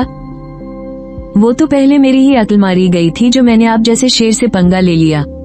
बस आप मुझे एक मौका दे दीजिए। मैं कसम खाता हूँ कि आगे से मैं आपका सबसे वफादार चेला बनकर रहूंगा। आपके लिए तो मैं आग में भी कूदने को तैयार हूँ। यहाँ आ, बैठ जा, तुझसे एक बात पूछनी है। मुझे थोड़े अनाज की जरूरत है, क्या तू इसका जुगाड़ कर सकता है? जितना ज्यादा हो सके उतना अच्छा। अनाज? हाँ, होंगथू जिले में एक काला बाजार है। वहाँ का अनाज आम बाजार से थोड़ा सस्ता भी मिलता है, और वो लोग ये भी नहीं पूछते कि माल कहाँ से आया है। ये काला बाजार अभी कुछ ही समय पहले शुरू हुआ है। अफवाह है कि जिले के हाकिम साहब का ही इसके पीछे हाथ है। सरकारी लोग दिखावे के लिए कुछ नहीं करते, लेकिन अंदर ही अंदर वो लोग ही इसे सुरक्षा देते हैं। ठीक है, तू जा और जाकर तैयारी कर। 2 दिन बाद मेरे साथ शहर चलना, मुझे थोड़ा अनाज खरीदना है, और साथ ही उस काले बाजार का भी मुआयना कर लेंगे। ही, बिल्कुल भैया। छवान भैया, आप बेफिक्र रहिए, मैं आपके लिए सारा रास्ता साफ कर दूंगा। मैं तुझे जान से मार दूंगा, बेशर्म कहीं के। तू पूरा दिन गांव में जो ऊधम मचाता फिरता है वो तो ठीक था, पर अब तू श्याओ छवान के घर तक आ गया। क्या तुझ में थोड़ी सी भी शर्म बची है या नहीं? निकल यहाँ से, मारिए मत, मुझे और मत मारिए चाचा जी। मैं सच में यहाँ कोई गड़बड़ करने नहीं आया था। मैं तो अब से छवान भैया के साथ काम करने वाला हूँ। छवान भैया ने भी हाँ कह दी है। अब से मैं छवान भैया का आदमी हूँ। सही कह रहा है, ये कोई गड़बड़ नहीं कर रहा। मैंने ही इसे अपने मददगार के तौर पर रखा है। श्याओ छवान, तू तो बहुत होशियार निकला। तू पहाड़ पर जाकर शिकार भी कर सकता है। अगर तुझ में ये हुनर था तो तूने पहले क्यों नहीं बताया? हम सबको फालतू में इतनी चिंता में डाल दिया। पहले मुझे भी नहीं पता था कि मैं ये कर पाऊंगा या नहीं। मैंने तो बस यूं ही पहाड़ पर अपनी किस्मत आजमाने की सोची थी। मुझे खुद यकीन नहीं हुआ कि मेरा तीर सही निशाने पर लग जाएगा। मैं सोच रहा था, श्याओ छवान, जब तुझ में ये हुनर है ही, तो क्यों ना हम अपने गांव में एक शिकारियों की टोली बना ले। जब खेती का काम नहीं होता तब तू गांव वालों को अपने साथ पहाड़ पर शिकार के लिए ले जा सकता है। इससे गांव वालों को भी अपने घर के खर्चे चलाने में थोड़ी मदद मिल जाएगी। और वैसे भी अब तेरी झाओ गांव वालों से दुश्मनी हो गई है। ऐसे में तेरा अकेले पहाड़ पर जाना भी सुरक्षित नहीं है। अगर गांव वाले तेरे साथ रहेंगे और सच में कोई लड़ाई झगड़ा हो भी गया तो हमें उनसे डरने की कोई जरूरत नहीं होगी। कहते हैं ना, एकता में ही बल है। मुखिया जी, मैं जानता हूँ कि आप गांव वालों की भलाई चाहते हैं, लेकिन आप हर बात के लिए सिर्फ मुझे ही नहीं पकड़ सकते ना। शिकार का खतरा कोई खेल तमाशा नहीं है, लेकिन मैं भी तो गांव के बाकी लोगों को जीने का एक रास्ता देना चाहता हूँ ना। शुंगशुई गांव के लोग बहुत तकलीफ में हैं। इसे पता है कि मैं प्यार से मान जाता हूँ, सख्ती से नहीं। ये बूढ़ा भी ना। खैर छोड़ो, जितनी मदद हो सके उतनी ही सही। ठीक है, तो एक कोशिश करते हैं, लेकिन मैं पहले ही साफ साफ बता दूं, जो मेरी रफ्तार की बराबरी नहीं कर पाएगा, मैं उसका इंतजार बिल्कुल नहीं करूंगा। शाओ चुवान, तुम्हारा बहुत बहुत शुक्रिया। तुमने गांव की इतनी बड़ी मदद की है। तुम्हारी जो भी शर्त हो बेझिझक बताओ। अगर वो मेरे बस में हुआ तो मैं बिल्कुल पीछे नहीं हटूंगा। मैं अपना घर थोड़ा बड़ा करना चाहता हूँ। मैं चाहता हूँ कि आप मेरे लिए थोड़ी पूछताछ करें। इस जमीन के कागजात अपने नाम करवाने में कितने पैसे लगेंगे? जाहिर है मुझे अभी के अभी नहीं चाहिए। जब मेरे पास पूरे पैसे जमा हो जाएंगे तब की तब देखेंगे।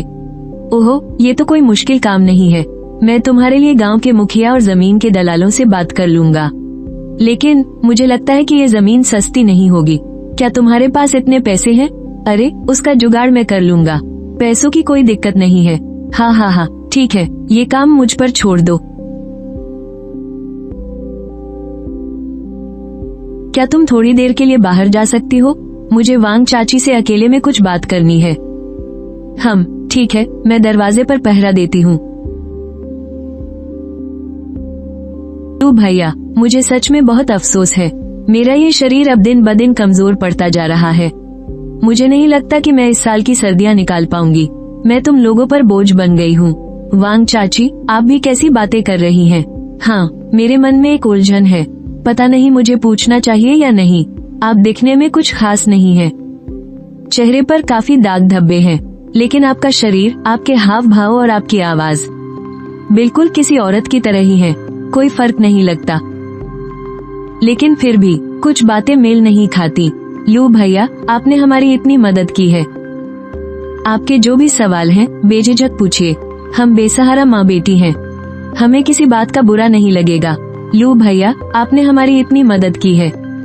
आपके जो भी सवाल हैं बेझिझक पूछिए। हम बेसहारा माँ बेटी हैं, हमें किसी बात का बुरा नहीं लगेगा। मैंने सुना है कि सरकारी सिपाही गांव में लोगों की छानबीन करने आए हैं।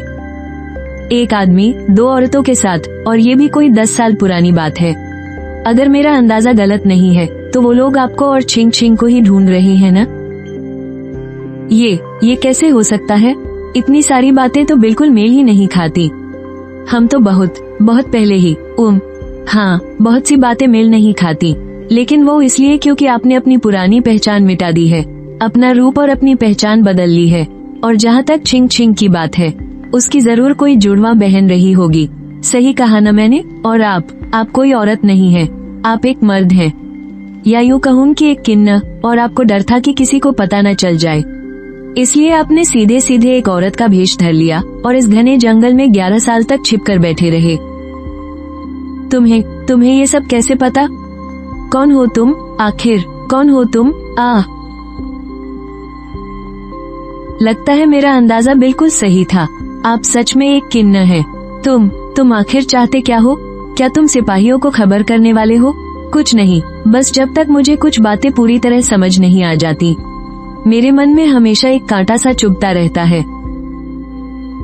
क्या उसे पता है? उसे कुछ भी नहीं पता। उसे बिल्कुल मत बताना। लू भाई, हमें सच में बहुत शर्मिंदगी है। हम भी कुछ छिपाना नहीं चाहते थे। अगर जिंदगी इतनी मजबूर न कर देती तो अपना घर बार छोड़कर ऐसी जिंदगी जीना कौन चाहता है? हम सब बेबस लोग हैं, बस जीने का एक रास्ता दे दो। जिंदा रहो, मौत मांगने की कोई जरूरत नहीं है। तुम्हें कैसे पता कि मैं मरना चाहता हूँ?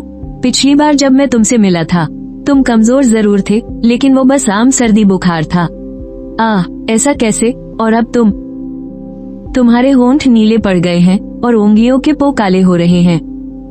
ऐसा लगता है जैसे किसी ने तुम्हें कोई धीमा जहर दिया है। जो झेंग के आने से तुम्हें खतरा महसूस होने लगा, और ऊपर से कल सरकारी लोग भी तो आए थे। खैर, इस वक्त कोई भी कदम उठाना ठीक नहीं होगा। तुम लोग अभी काफी हद तक सुरक्षित हो। चुपचाप यहीं रहो, जिंदा रहो। अगर सच में कोई मुसीबत आती है तब कोई फैसला करना। अभी वक्त है। मर गए तो सब खत्म हो जाएगा, जिंदा रहे तो शायद बाजी पलटने का एक मौका मिल जाए।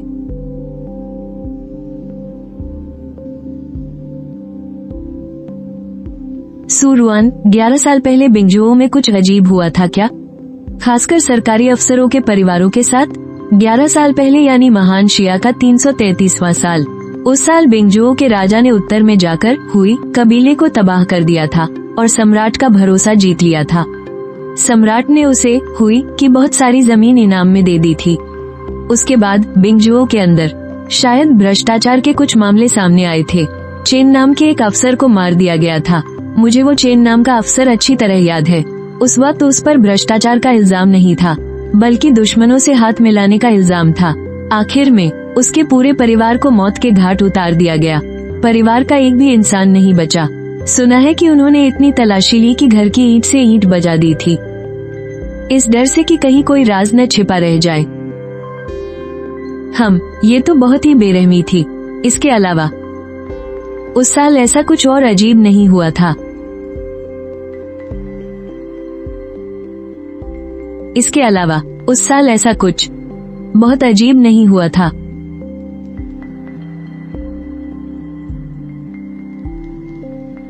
अंदर आ जाओ। बस तुम्हारे बारे में थोड़ी उत्सुकता थी। तुम्हें इतना चौकन्ना रहने की जरूरत नहीं है। अगर तुम सच में चेन परिवार से हो तो भी अब इतने साल बीत चुके हैं। मैं किसी को तुम्हें परेशान नहीं करने दूंगा। मेरे साथ बाहर आओ।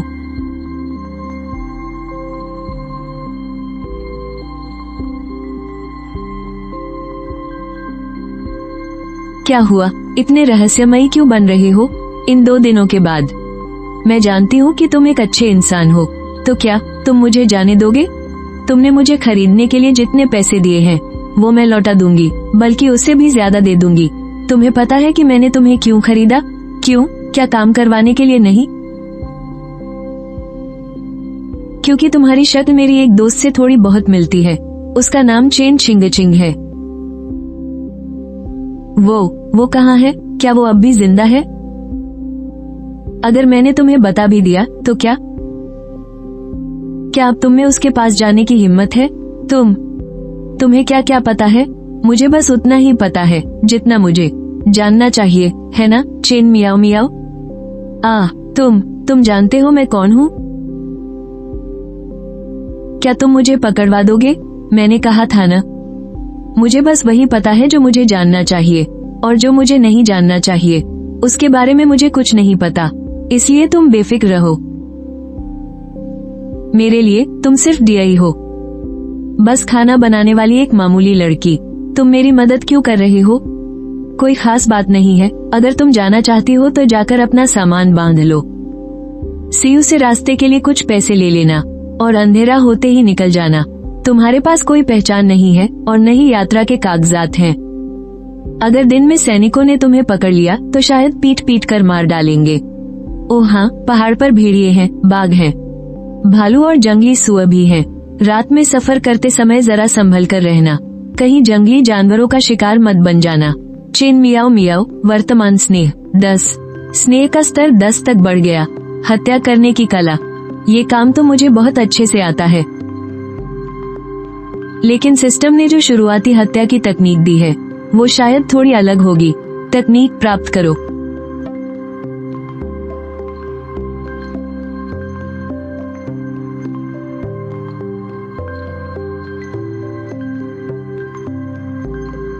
जो तो उनको सालाना लगान वसूलने के बाद तक जिंदा नहीं छोड़ना चाहिए। चूंकि अब मेरे पास ये तकनीक है तो क्यों ना उसे किसी हादसे का शिकार बनाकर हमेशा के लिए गायब कर दूं।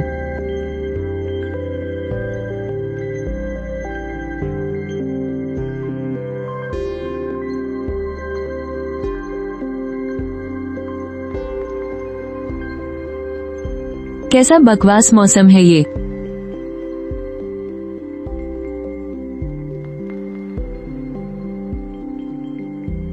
जो तोंग कहाँ है? आवाज निकाली तो तुम्हारी जान ले लूंगा। जो तुम शियू जी के कमरे में गए हैं। शियू जी का कमरा दूसरी मंजिल पर बिल्कुल पूरब की तरफ है। मुझे छोड़ दो, मेरी जान बख्श दो।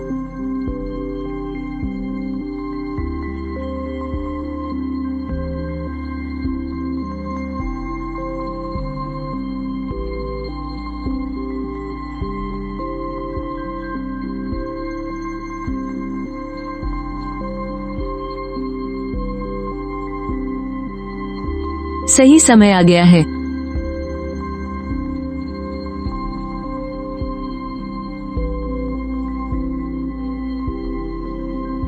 हुजूर,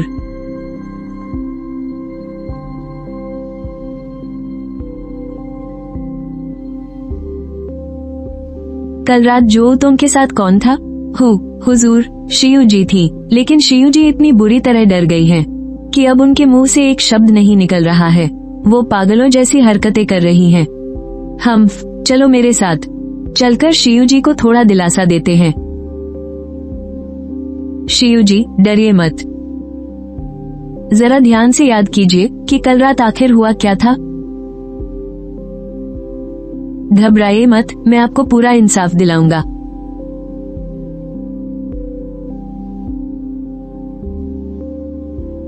अचानक किसी ने मेरे ऊपर कंबल डाल दिया।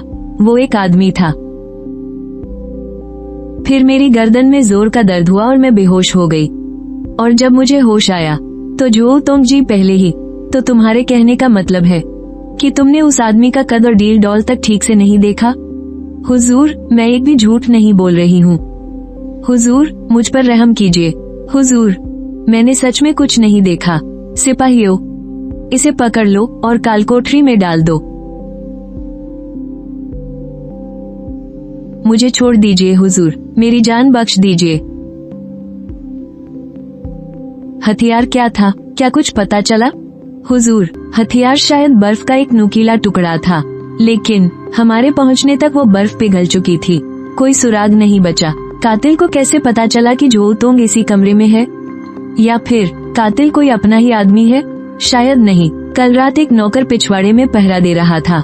किसी ने उसे डरा धमकाकर छोटे मालिक का पता उगलवा लिया। वो नौकर भी अब बेहोश पड़ा है, तो इसका मतलब उसके साथी भी हैं। उन सबको पकड़कर तहखाने में डाल दो। उनसे कड़ाई से पूछताछ करो। मैं भी तो देखूं कि उनकी जुबान ज्यादा पक्की है या हमारे तहखाने के औजार।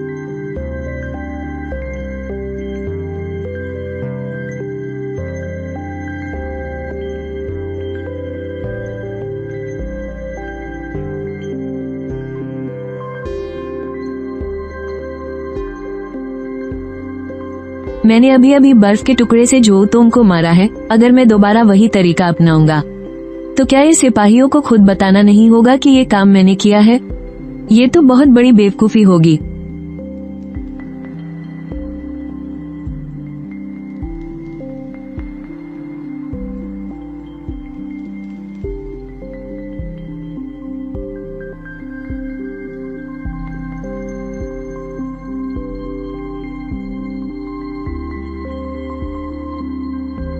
शिकार खतरनाक है, सब मिलकर हमला करो।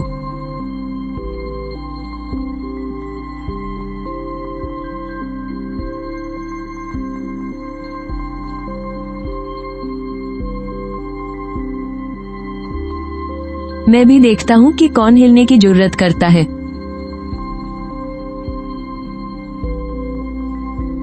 यकीन नहीं होता कि एक लड़की तीरंदाजी में इतनी माहिर हो सकती है। सुनो तुम दोनों, मैं हे शुई पहाड़ से हूँ। तुम लोगों में इतना हुनर है तो इस बंजर गांव में क्यों धक्के खा रहे हो? मेरे साथ पहाड़ पर चलो। शान से जिएंगे और अपनी मर्जी के मालिक बनेंगे।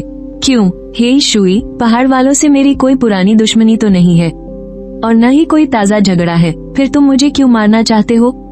पैसे लेकर लोगों का काम तमाम करना ही हमारा पेशा है। इसके अलावा मुझे कुछ नहीं पता। मेरे सिर की क्या कीमत लगाई गई है? 100 चांदी के सिक्के। सिर्फ 100 सिक्कों में मेरी जान का सौदा? जो झेंग, तुम बड़े बेरहम हो। माफ करना, मुझ जैसे आम आदमी ने कभी डाकू बनने का नहीं सोचा। मुझे तुम्हारा ये सौदा मंजूर नहीं। जब हम एक ही रास्ते पर नहीं चल सकते तो मुझे अफसोस है अगर तुम मेरे इस वार को रोक पाए तो मैं खुद ही यहाँ से चला जाऊंगा और आइंदा कोई तुम्हें परेशान नहीं करेगा। तुम्हारी तकनीक तो अच्छी है, लेकिन अफसोस तुम बहुत कमजोर हो। मेरे हाथों से बचकर निकलना नामुमकिन है। अच्छा, ऐसा है क्या? तो फिर आजमा कर देख लो। हमारे स्तर के बीच का जो फासला है वो सिर्फ तकनीक से नहीं भरा जा सकता। कहावत है ना, पढ़ाई गरीबों के लिए और युद्ध कला अमीरों के लिए। तुम उसकी औरत हो, क्या तुमने उसे ये जरूरी बातें नहीं बताई? कितनी बेवकूफ हो तुम। हाँ हाँ हाँ हाँ, दिलचस्प है, बहुत दिलचस्प है। तो फिर आ जाओ।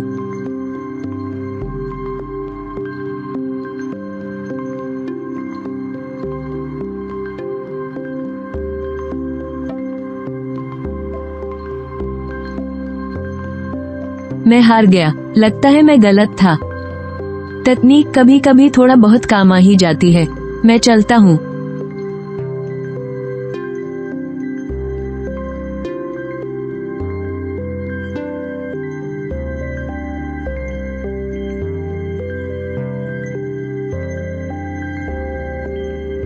उस आदमी के कहने का क्या मतलब था कि पढ़ाई गरीबों के लिए और युद्ध कला अमीरों के लिए? युद्ध कला सीखने के लिए सबसे पहले बहुत सारा मांस खाना पड़ता है ताकि शरीर में ताकत और ऊर्जा बनी रहे, और उसके बाद जड़ी बूटियों का स्नान करना होता है। शरीर को खास जड़ी बूटियों के पानी में भिगोना पड़ता है और हर दवा का नुस्खा अलग होता है।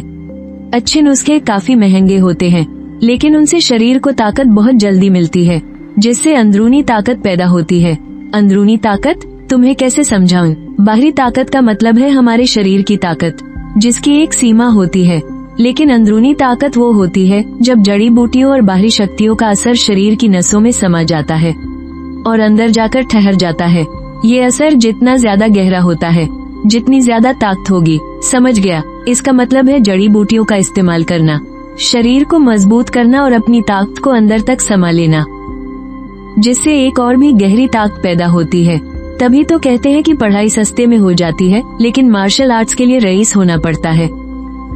मुझे एक नुस्खा याद तो है, लेकिन उसकी सारी जड़ी बूटियां बहुत दुर्लभ और महंगी हैं। फिलहाल इन सब के बारे में सोचने का कोई फायदा नहीं। वो सरगना साफ तौर पर मुझे मार सकता था। अगर उसकी तलवार 1 इंच भी इधर उधर होती तो मैं मारा जाता। चिन मियाओ मियाओ को देखने का उस सरगना का नजरिया कुछ अजीब था। तुम मुझे ऐसे क्यों देख रही हो? मैं उन डाकुओं के साथ नहीं मिला हुआ हूँ। तुम्हें अब जाकर सो जाना चाहिए, कल हमें और भी काम है।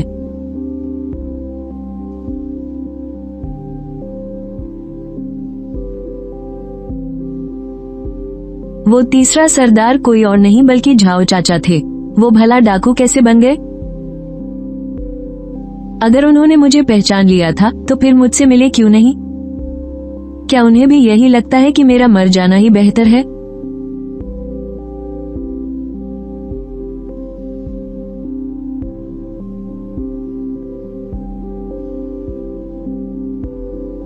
माँ, पिताजी, मियाओ मियाओ को आपकी बहुत याद आ रही है।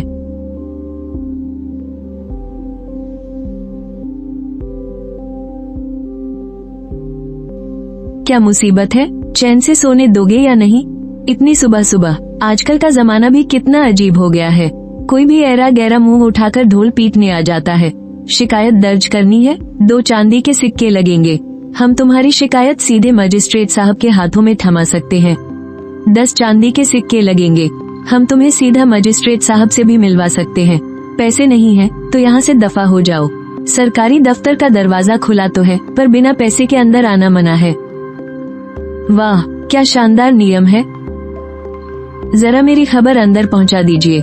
कल रात केशुई पहाड़ के 5 डाकू मेरे घर में घुस आए थे। वो लूटपाट करना और मुझे जान से मारना चाहते थे। मैंने उनमें से 3 को मार गिराया और 2 भाग निकले। मैं खास तौर पर यहाँ इसकी रिपोर्ट लिखवाने और अपना इनाम लेने आया हूँ। केशुई पहाड़ के वो बेरहम राक्षस जो पलक झपकते ही जान ले लेते हैं। इस लौंडे ने उनमें से 3 को मार दिया। कहीं ये कोई बहुत बड़ा लड़ाका तो नहीं? मुझे जल्दी से साहब को इसकी खबर देनी चाहिए।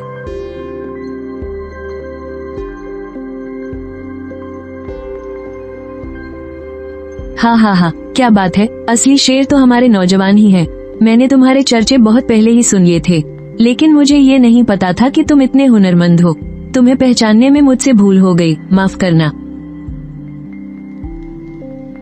हाँ, क्या बात है, असली शेर तो हमारे नौजवान ही हैं।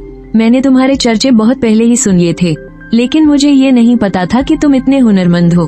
तुम्हें पहचानने में मुझसे भूल हो गई, माफ करना। ओह, तो साहब मुझे जानते हैं? हाँ, बिल्कुल। तुमने अपनी मर्जी से बिंगझोउ शहर की परेशानी कम की है। तुम उन अपराधियों के 2 परिवार वालों को अपने साथ ले गए थे। अगर बिंगझोउ का हर इंसान तुम्हारी तरह बन जाए तो हमारा बिंगझोउ कब का एक शांत और खुशहाल शहर बन गया होता। लेकिन अफसोस की बात है कि यहाँ के आम लोग बस अपना छोटा सा फायदा देखते हैं, उन्हें बड़ी तस्वीर समझ ही नहीं आती। साहब, आप भी क्या मजाक करते हैं? मैं भी तो बस एक आम इंसान ही हूँ। मैंने सुना है कि तुम्हारी और मेरे भतीजे जोऊ टोंग की कुछ कहा सुनी हो गई थी। वैसे तो मैं सोच रहा था कि तुम दोनों को साथ बिठाकर ये मामला सुलझा दूं। दुश्मनी पालने से अच्छा है उसे खत्म कर देना।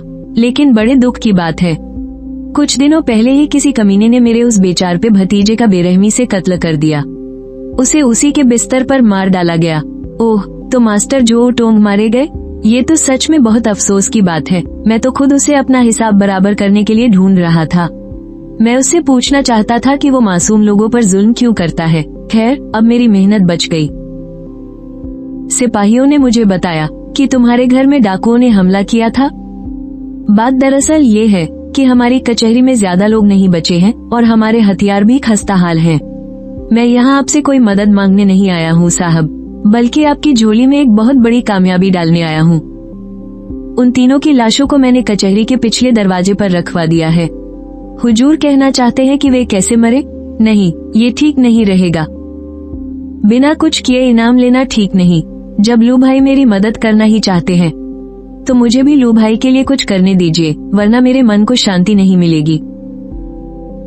चूंकि हुजूर की यही जिद है तो क्यों ना आप मेरी एक छोटी सी मदद कर दे? मदद? कैसी मदद? मुझे याद है कि श्वांगशुई गांव के पीछे वाला वांगशियान पहाड़ बिंगझाओ के राजा की निजी संपत्ति है। मुझे वो बंजर पहाड़ चाहिए, और सिर्फ वही नहीं, आसपास के सभी बंजर पहाड़ों में मेरी गहरी दिलचस्पी है। उफ, लगता है मैंने लू भाई को कम आंका था। तुम्हारे पास इतना पैसा कहाँ से गया?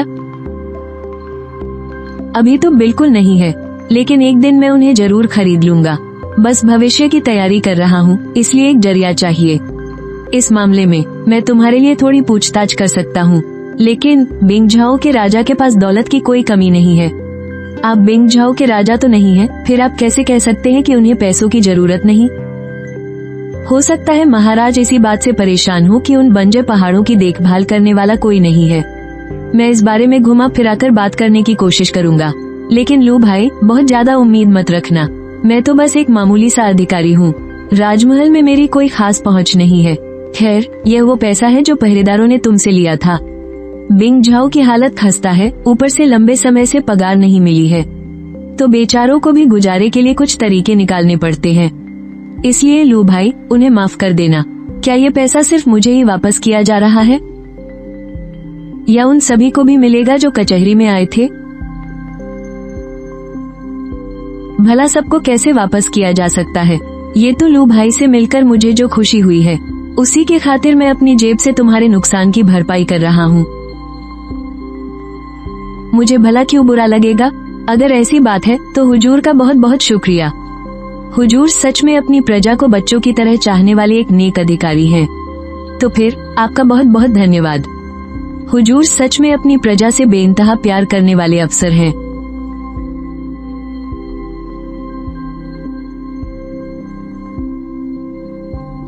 युआन जी, तुम्हारा इस बारे में क्या ख्याल है?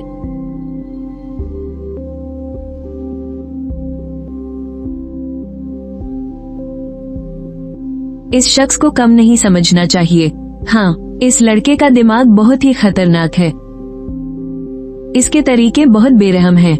इसने अकेले ही काले पानी पहाड़ के डाकुओं को बेबस कर दिया। उन्हें दुम दबाकर भागना पड़ा। अब मुझे भी यकीन होने लगा है कि झाओ तोंग इसी के हाथों मारा गया है। हुजूर, क्या आप छोटे मालिक झाओ तोंग की मौत का बदला लेंगे? अहमियत सिर्फ उनकी होती है जो जिंदा है। जो मर गया वो तो बस गोश्त का एक लोथड़ा है। पहले देखते हैं कि क्या हम उसे अपनी तरफ मिला सकते हैं। एक ताकतवर मोहरा बन सकता है। तो हुजूर उसे खास रुतबा देने की सोच रहे हैं। अगर उसे अपना पालतू कुत्ता बना सकूं, तो इससे बेहतर कुछ नहीं। और अगर वो कुत्ता बनने को राजी न हो, तो फिर कोई ऐसा तरीका ढूंढना होगा जिससे पहले कि यह कुत्ता पागल हो जाए, हम इसका काम ही तमाम कर दें।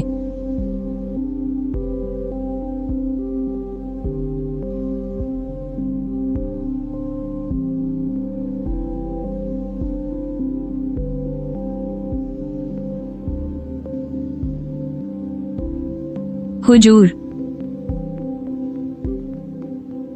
तुम मेरे साथ कब से हो?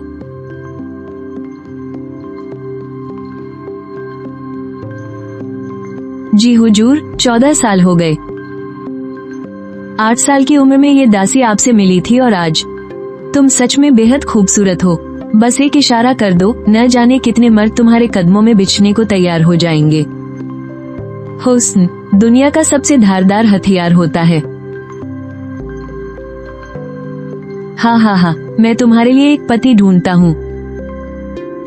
कैसा रहेगा? जू यिन को यह मंजूर है। हुजूर की सेवा में रहना चाहती हूँ। मेरी विनती सुन लीजिए मालिक। अपनी इस दासी जू यिन को मत ठुकराइए। तुम्हें अपने पास रखना, तुम्हारी काबिलियत की तौहीन होगी। उसके पास जाओ और उसे अपने प्यार के जाल में फंसाओ।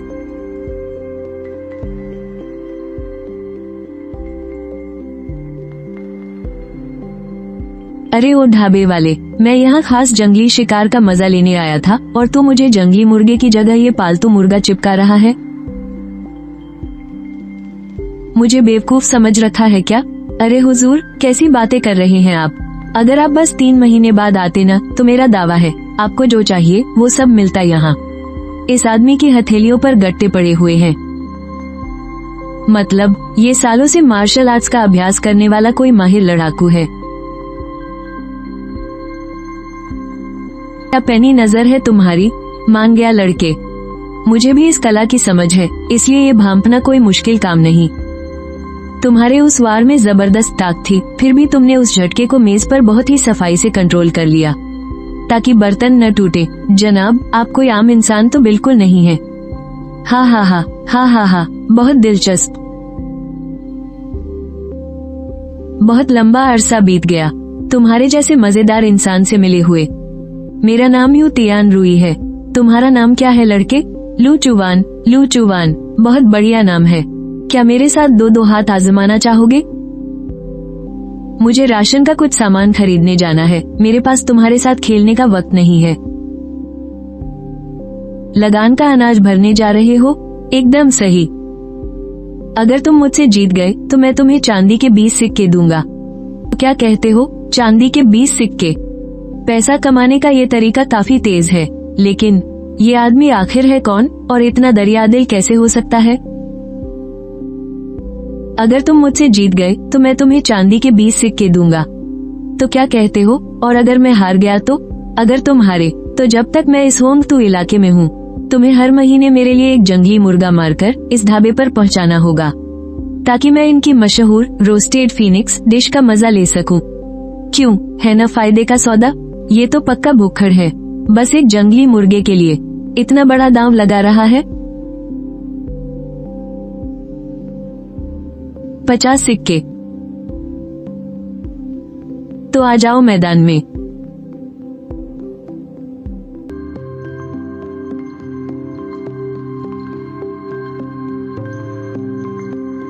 लगता है लड़के में दम है, होशियार रहना।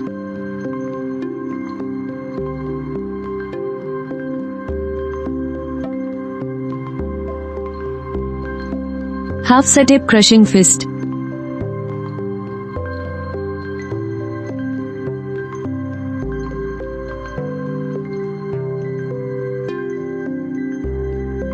धत तेरे की, ये तो बड़ा मजेदार है।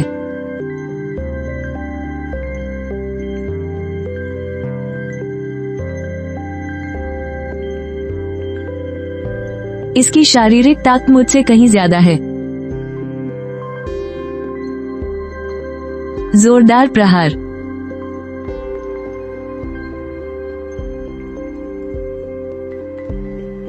हाँ हाँ हाँ हाँ, हार जीत का फैसला हो गया। आज के लिए मैं अपनी हार मानता हूँ। लड़के, ठीक 1 महीने बाद हम दोबारा लड़ेंगे। उस वक्त अगर तुम जीत गए तो मैं तुम्हें पूरे 100 चांदी के सिक्के दूंगा। मंजूर है, मैं हमेशा तैयार हूँ। और हाँ, शर्त हारने का अफसोस नहीं है मुझे। ये लो, पकड़ो। 3 दिन बाद मैं तुम्हारे लिए एक जंगली मुर्गा भिजवा दूंगा ताकि तुम इस ढाबे की उस रोस्टेड फीनिक्स डिश का मजा ले सको। हाँ हाँ हाँ हाँ, बहुत बढ़िया, बहुत बढ़िया। तेरा मिजाज मुझे पसंद आया। आज से तू मेरा दोस्त है। मैं चलता हूँ।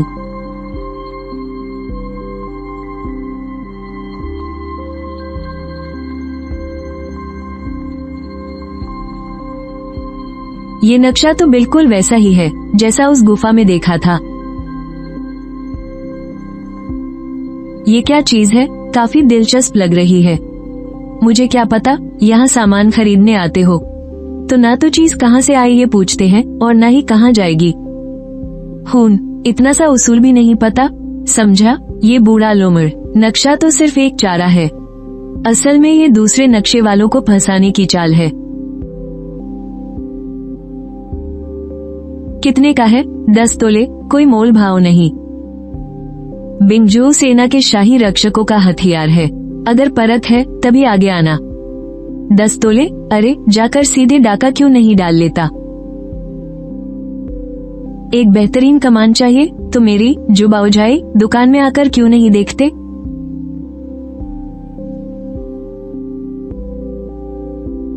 मालकिन, आपकी जुबाउजाई में हथियार भी मिलते हैं? यहाँ वो सब मिलता है जो तुम सोच भी नहीं सकते। ऐसी कोई चीज नहीं जो हमारे पास ना हो। बस तुम्हारी चाहत होनी चाहिए। दुनिया की सबसे नायाब चीज भी मिल जाएगी, बस उसकी कीमत जरा अलग होगी। और अगर मुझे किसी का सिर धड़ से अलग चाहिए हो तो? किसका? होंगटू जिले का हाकिम जो जेंग।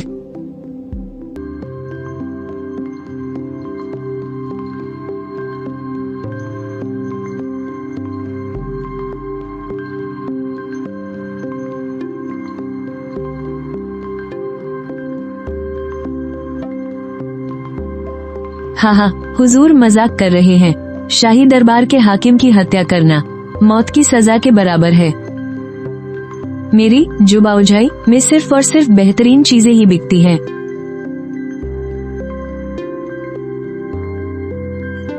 आप मेरे साथ आइए।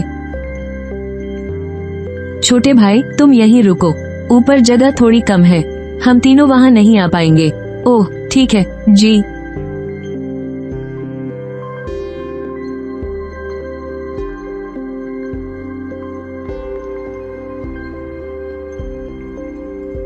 इस कमान को एक बूढ़े कारीगर ने पूरे 30 साल लगाकर बनाया है। इसमें जादू या आसमानी लोहे का इस्तेमाल हुआ है जो एक पंख जितना हल्का है और चट्टान से भी ज्यादा मजबूत।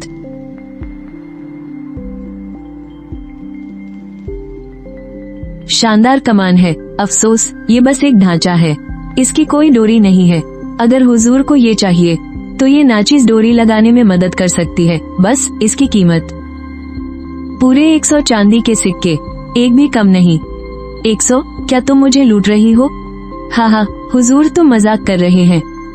इस कमान जैसी दूसरी चीज पूरे बिंगजुओं में नहीं मिलेगी। 100 सिक्के तो खास तौर पर आपके लिए कीमत है। मेरे लिए? क्या मतलब है तुम्हारा? हुजूर बहुत समझदार है, आप खुद ही समझ जाइए। हाकिम जो आपको बहुत मानते हैं। ये कमान हाकिम जी की तरफ से आपके लिए एक छोटा सा तोहफा है। पर हाकिम जी ने ये भी कहा था कि आपको एक और तोहफा कबूल करना होगा, और वो तोहफा मैं हूँ। तो जो जेंग ने तुम्हें मेरे पास भेजा है? हाँ, उन्होंने कहा था कि आपको ख्याल रखने वाले किसी अपने की जरूरत है। ये नाचीज भले ही एक मामूली औरत है, लेकिन मुझे सेवा करना बहुत अच्छी तरह आता है। इंतजाम करना तो कोई उससे सीखे। तुम कौन हो? मैं एक मामूली दासी हूँ हुजूर। मेरी किस्मत में गुलामी लिखी है। तुम्हारे आजादी के कागजात जोर साहब के पास हैं, इसलिए तुम्हारा यहाँ आना मजबूरी थी। मैं आपसे झूठ बोलने की हिम्मत नहीं कर सकती मालिक। यहाँ आने से पहले जो साहब ने सच में मुझे कुछ काम सौंपा था। उन्होंने कहा था कि मैं आपकी अच्छी तरह सेवा करूं और साथ ही इस बात पर भी नजर रखूं कि आप दिन भर क्या क्या करते हैं। तुम काफी ईमानदार हो मालिक, मैं बस किसी तरह जिंदा रहना चाहती हूँ। दोनों तरफ झूठ बोलकर फंसने से अच्छा है कि मैं आपको सब कुछ सच सच बता दूं। अगर आपको मेरा यहाँ रहना पसंद नहीं है तो मैं वापस चली जाती हूँ, फिर जो साहब मेरे साथ जो सुलूक चाहे वो करें। रुको, तुम मेरे किस काम आ सकती हो? मैं आपको सस्ता कोयला दिलवा सकती हूँ। आपको ईंटें पकाने के लिए कोयला चाहिए और चोर बाजार में ये बहुत महंगा मिलता है। मेरी कुछ जान पहचान है, आपको हर बोरी पर कम से कम 30% की छूट मिल जाएगी। और क्या दे सकती हो? खुफिया खबरें। जो साहब ने बिंगजो शहर में सालों तक अपना दबदबा बनाया है। अच्छे और बुरे दोनों ही रास्तों पर उनके लोग फैले हुए हैं। आप जो भी जानना चाहें, मैं कहीं ना कहीं से आपके लिए पता लगा ही लूंगी। तुम्हें डर नहीं लगता कि अगर जो झेंग को तुम्हारी इस गद्दारी का पता चल गया तो क्या होगा? आप भी कैसी बातें करते हैं मालिक। मैं बस अपनी जान बचाना चाहती हूँ, जानबूझकर मौत के मुंह में नहीं जाना चाहती। क्या कहना है और क्या छिपाना है, इतनी समझ तो मुझ में है ही। मालिक, मुझे अपने पास रखने में आपका कोई नुकसान नहीं होगा।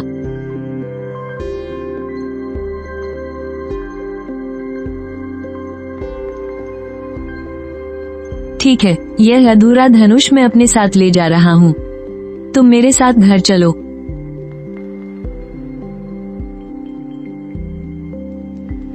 जी मालिक।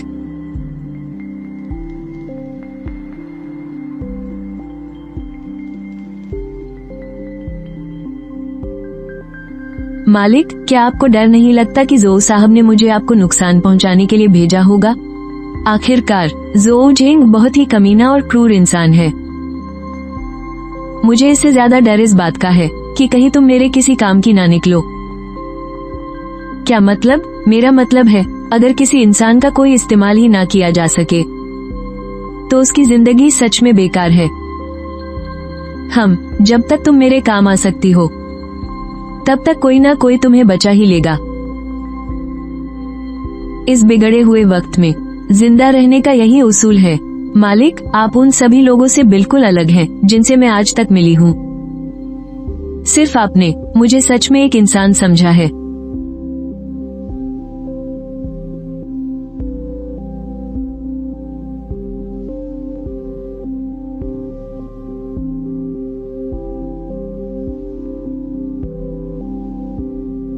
अरे, स्वामी घर आ गए। और ये नई लड़की कौन है? मेरा नाम जुयिन है। मैं आप दोनों मालकिनों को प्रणाम करती हूँ। स्वामी, ये हमारी नई बहन कौन है? इसे तो पहले कभी नहीं देखा, रास्ते में मिल गई थी तो उठा लाया। आपको तो लोगों को उठा लाने की आदत सी हो गई है। पिछली बार आप मियाओ मियाओ को ले आए थे और इस बार एक और। क्या रास्तों के किनारे लड़कियां उगती हैं? मालकिन सु मजाक कर रही हैं। मेरी तो किस्मत ही खराब है। मुझे तो मालिक ने चोर बाजार से खरीदा है। मेरे पास अपना कहने को कुछ भी नहीं है। अब से मैं मालिक की सेवा करूंगी और घर के छोटे मोटे काम संभालूंगी। ओह, तो तुम भी मेरी तरह किस्मत की मारी हो। बाहर बहुत तेज हवा चल रही है, जल्दी अंदर आ जाओ और बैठो। अब जब तुम यहाँ आ ही गई हो तो खुद को इस परिवार का ही हिस्सा समझो, बिल्कुल भी शर्माना मत। सुनिए, ये लड़की जैसी दिखती है वैसी है नहीं। उसकी वो आंखें किसी लोमड़ी से भी ज्यादा चालाक लग रही हैं। अभी उसने जिस अंदाज में झुककर प्रणाम किया, कोई मामूली दासी वैसा बिल्कुल नहीं कर सकती। मुझे पता है, फिर भी आप उसे यहाँ उठा लाए।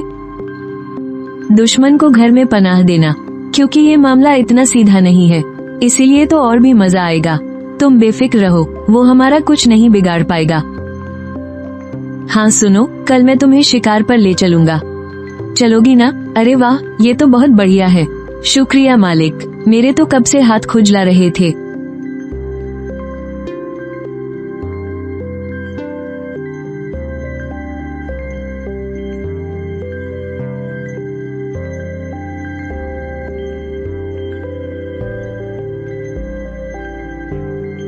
मालिक, देखिए, मेरा निशाना बिल्कुल सही लगा। हाँ हाँ हाँ। अरे सुरुआन, जल्दी पेड़ पर चढ़ो।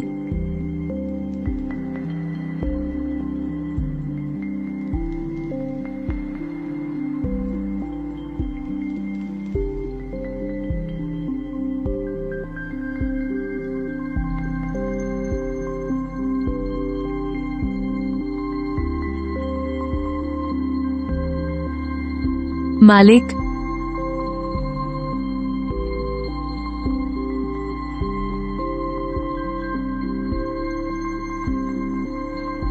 पशु वशीकरण विद्या।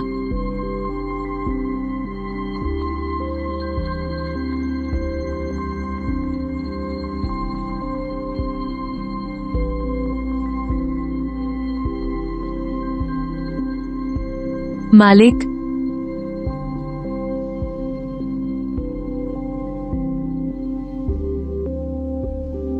बिल्कुल हिलना मत। अगर तुम हिली तो हम दोनों यहीं मारे जाएंगे।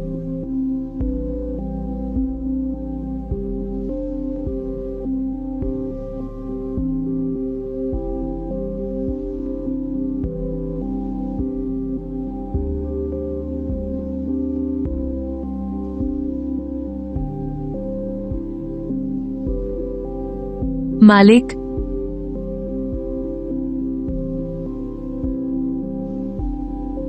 मालिक, आपने ये कैसे किया? हम बस लगा कि मैं ये कर सकता हूँ तो मैंने कोशिश कर ली।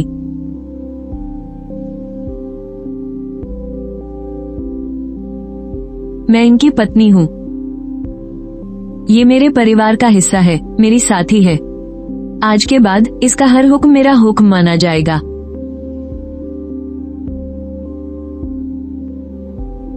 ये इंसानों की भाषा समझ सकता है। काले भालू वैसे भी बहुत समझदार होते हैं। इसके घर की रखवाली करने से अब कोई ऐरा गैरा तुम्हारा बाल भी बांका नहीं कर पाएगा। मालिक,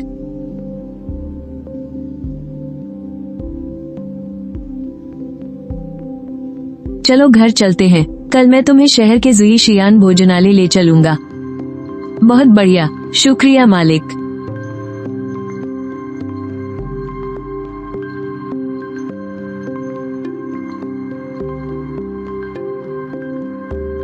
वाकई ये यहाँ की सबसे खास डिश है। इसका स्वाद तो लाजवाब है। भाईलू, तुम्हारा ये जंगली मुर्गा मारना सच में काम आ गया। मैं खुद इससे कहीं बेहतर खाना बनाता हूँ, बस अभी मेरे पास सारा सामान नहीं है।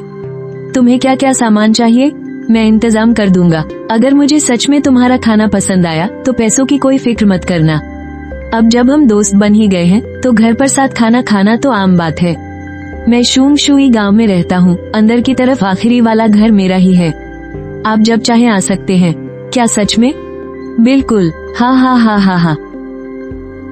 अफसोस कि आज मुझे कुछ काम है, वरना मैं अभी तुम्हारे साथ घर चलता।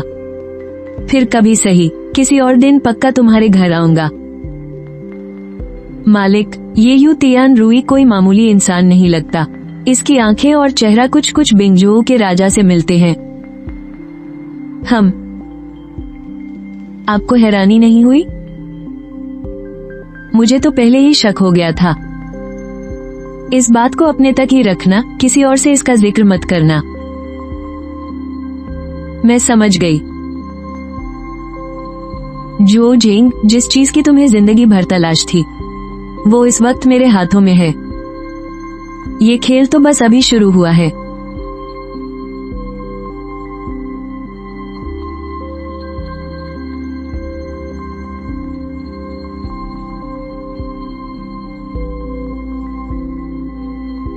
ओए नीच, बिंगजुओं के राजा को दिए जाने वाले सालाना अनाज में हेराफेरी करने की तेरी हिम्मत कैसे हुई? ये 2 बोरी कहाँ से है? साफ दिख रहा है कि ये सिर्फ 1.5 बोरी है। क्या बगावत करने का इरादा है तेरा? आह,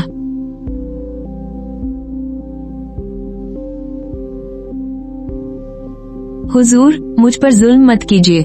मैंने घर से पूरा अनाज तौल कर ही लाया था। हुजूर, मुझ गरीब पर रहम खाए। अरे साहब, इसने जानबूझकर ऐसा नहीं किया है। इसे थोड़ा वक्त दे दीजिए, ये भरपाई कर देगा। इस तरह किसी की बेइज्जती करने की जरूरत नहीं है। कौन है बे तू? मेरे मामले में टांग अड़ाने की तेरी जुर्रत कैसे हुई? छोड़ इसे, ये सरकारी काम है। मेरा नाम लू चुवान है और ये रहा मेरे हिस्से का सालाना अनाज। मैं भी इसी शूम शुई गांव का रहने वाला हूँ। हन्फ, बड़ा आया दूसरों के फटे में टांग अड़ाने वाला। तेरे परिवार में 3 लोग हैं तो 3 बोरी अनाज निकाल। जब तू तैयारी करके ही आया है तो चल इसे भी तौल लेते हैं। रत्ती भर भी कम नहीं होना चाहिए। रुको, आने में थोड़ी देर हो गई। मुझे रास्ते में थोड़ा काम आ गया था। तू कौन है बे? अगर तू इस गांव का नहीं है तो अपने काम से काम रख, वरना मेरे इस कोड़े को तेरी चमड़ी उधेड़ने में जरा भी वक्त नहीं लगेगा। मैं यहाँ का रहने वाला तो नहीं हूँ, लेकिन मुझे तो लगता है कि गड़बड़ इन गांव वालों के तराजू में नहीं बल्कि तुम्हारे तराजू में है। इस गांव का मुखिया कौन है? जी, मैं हूँ। मेरा नाम सुनझी है। बहुत अच्छे। गांव में 100 किलो वाला बड़ा तराजू तो होगा ही, उसे बाहर निकालो। आज मैं भी तो देखूं कि मौत से खेलने वाले ये कुत्ते आखिर करना क्या चाहते हैं। तुम्हारी ये मजाल, ये बिंगजुओं के राजा के लिए भेजा जाने वाला अनाज है। अगर इसमें कोई गड़बड़ हुई तो क्या तू इसकी जिम्मेदारी लेगा? सिपाहियों, पकड़ लो इसे। हन्फ, अपनी ये अंधी आंखें खोलकर ध्यान से देख। मैं बिंगजुओं का विशेष जांच अधिकारी हूँ। उन लोगों को ये घटिया हथकंडे अपनाकर अनाज वसूलने और मासूम लोगों को लूटने की हिम्मत किसने दी? अपनी जेबें भरने में लगे हो। क्या तुमने इस राजा को, मेरा मतलब है क्या तुमने इस अधिकारी को अंधा समझ रखा है? जांच अधिकारी? हुजूर मेरी जान बख्श दीजिए। मैं तो बस ऊपर वालों के हुक्म का पालन कर रहा था।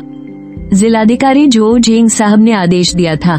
उन्होंने कहा था कि इस साल फसल अच्छी हुई है, इसलिए 10% ज्यादा अनाज वसूलना है। इतनी बड़ी जुर्रत। वापस जा और उस जो झेंग से कह देना कि मैं इसी शूम शुई गांव में उसका इंतजार कर रहा हूँ। उससे कहना कि यहाँ रेंगता हुआ आए और मुझे जवाब दे, और अगर वो नहीं आया तो उसकी ये सरकारी कुर्सी हमेशा के लिए छिन जाएगी। जी हुजूर, मैं अभी जाकर उन्हें खबर देता हूँ। मैं अभी दफा होता हूँ।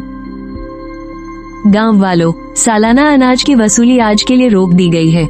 जब तक मैं इस मामले की पूरी जांच नहीं कर लेता तब तक कोई कुछ नहीं देगा। मैं ऐसे भ्रष्ट और बेईमान लोगों को तुम्हारे गांव में मनमानी हरगिज नहीं करने दूंगा। आप सब लोग अपना अनाज वापस ले जाइए। आपका बहुत बहुत शुक्रिया मेरे मालिक। आप तो हमारे लिए भगवान हैं। कहो लू भाई, कैसा लगा? मैंने तुम्हारी जान बचाई है।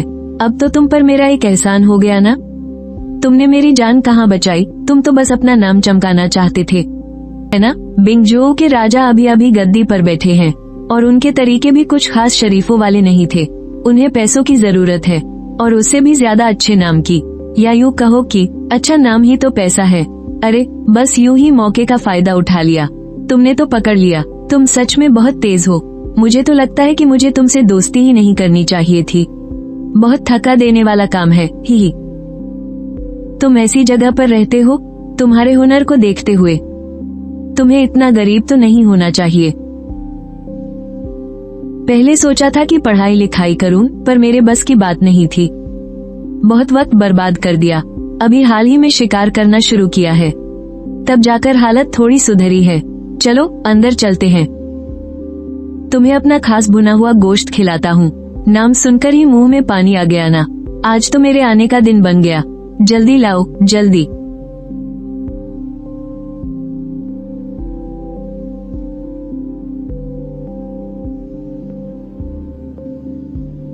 एकदम मुंह में घुल जाने वाला, रसदार पर चिपचिपा नहीं, जरा सी भी बेसांध नहीं है। क्या बात है, सच में लाजवाब है। तुम्हें पसंद आया, बस यही काफी है। लाओ यू, तुमसे एक बात पूछनी थी। पता नहीं तुम्हारे हाथ में है या नहीं। बोलो ना, बस बगावत करने की बात मत करना। बाकी सब पर बात हो सकती है।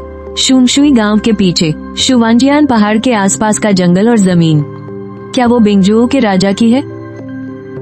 शायद हाँ, पर पक्का करने के लिए मुझे वापस जाकर सरकारी खाते देखने होंगे। तुम ये क्यों पूछ रहे हो? शिकार करना है क्या? मुझे वो खरीदनी है। तुम्हें अंदाजा भी है कि शुवांजियान पहाड़ कितना बड़ा है? वो बिंगजुओं की ढाल है। हाँ, थोड़ा बहुत अंदाजा है। लाखों चांदी की मोहरें देकर भी तुम उसे नहीं खरीद पाओगे। और अगर तुम्हारे पास पैसा हो भी तो भी राजमहल उसे शायद ही बेचेगा। वो सिर्फ एक पहाड़ नहीं है, वो उनकी इज्जत है, वो उनकी किस्मत और बरकत है। मैं तो बस पूछ रहा था, मुझे पूरा पहाड़ नहीं खरीदना है, बस शुमशुई गांव के उत्तर वाली जमीन खरीदकर एक बड़ी हवेली बनानी है। अभी का घर बहुत छोटा है और जमीन भी मेरी अपनी नहीं है, तो मन को तसल्ली नहीं मिलती। ठीक है, ये तो एक जायज जरूरत है। मैं वापस जाकर तुम्हारे लिए बात करूंगा, देखता हूँ कि क्या कोई टुकड़ा तुम्हारे लिए निकाला जा सकता है या नहीं। हाँ, ये नाचीज झो झिंग कमांडर साहब को प्रणाम करता है। मुझे आने में देर हो गई, मेरी खता है, कृपया मुझे सजा दे हुजूर। आपका सेवक कमांडर साहब को प्रणाम करता है। बैठो, घुटनों के बल मत बैठे रहो, जमीन ठंडी है। मैं शर्मिंदा हूँ हुजूर, बैठने की हिम्मत नहीं हो रही। हुजूर खुद यहाँ पधारे और मैं आपका स्वागत करने के लिए हाजिर नहीं हो सका। मेरी खता मौत के काबिल है, तुम्हारी हिम्मत नहीं है। मुझे तो लगता है कि तुम बहुत हिम्मत वाले हो। गरीब जनता का खून चूसते हुए तो तुम नहीं डरे। सालाना अनाज में भी हेराफेरी करने की हिम्मत कैसे हुई तुम्हारी? इतनी जुर्रत किसने दी तुम्हें? हुजूर, मैं तो बस एक छोटा सा मजिस्ट्रेट हूँ, मेरी इतनी हिम्मत कहाँ की कि ऐसा महापाप कर सकूं। ये तो बिंगजुओं के राजा के महल से आदेश आया था, मैंने तो बस हुक्म का पालन किया है, मेरी इसे टालने की हिम्मत नहीं थी। ओह, तो आदेश राजा के महल से आया था, तो फिर महल से आया हुआ वो कागज भी दिखा ही दो, ताकि मैं भी वापस जाकर अपना जवाब दे सकूं। हुजूर, कोई कागज नहीं है, ऐसे कामों का कभी भी कोई लिखित सबूत नहीं छोड़ा जाता। अगर कोई सबूत छोड़ दिया तो सीधा राजा के महल के लिए ही मुसीबत खड़ी हो जाएगी। तो फिर ये आदेश किसने दिया था, राजा ने या उनकी किसी रानी ने? मुझे मेरी सजा मंजूर है हुजूर, चाहे इसके पीछे कोई भी हो। इसे अंजाम तो मैंने ही दिया है, आप मुझे जो चाहे सजा दे सकते हैं। सजा मंजूर है, ठीक है। चूंकि तुमने 80 किलो के वजन से अनाज वसूला है, तो इसी हिसाब से राजा के महल में अनाज जमा करवाओ, और जो भी कमी हो वो तुम खुद अपनी जेब से भरोगे। और हाँ, जो भी अतिरिक्त अनाज तुमने लूटा है वो सारा का सारा जनता को वापस कर दो। कर पाओगे ये? आप बेफिक्र रहिए हुजूर, मैं अभी जाकर सब ठीक करता हूँ। यकीन मानिए, जनता को कोई शिकायत नहीं होगी और न ही राजा के महल को कोई परेशानी होगी। हम ठीक है, इतने सालों तक तुमने बहुत मेहनत की है, तुम्हारा जिंदगी भर एक छोटा सा मजिस्ट्रेट बने रहना भी ठीक नहीं है। जो शहर में एक बड़े अधिकारी की जगह खाली है, अगर ये काम अच्छे से निपट गया तो तुम्हारा प्रमोशन हो सकता है।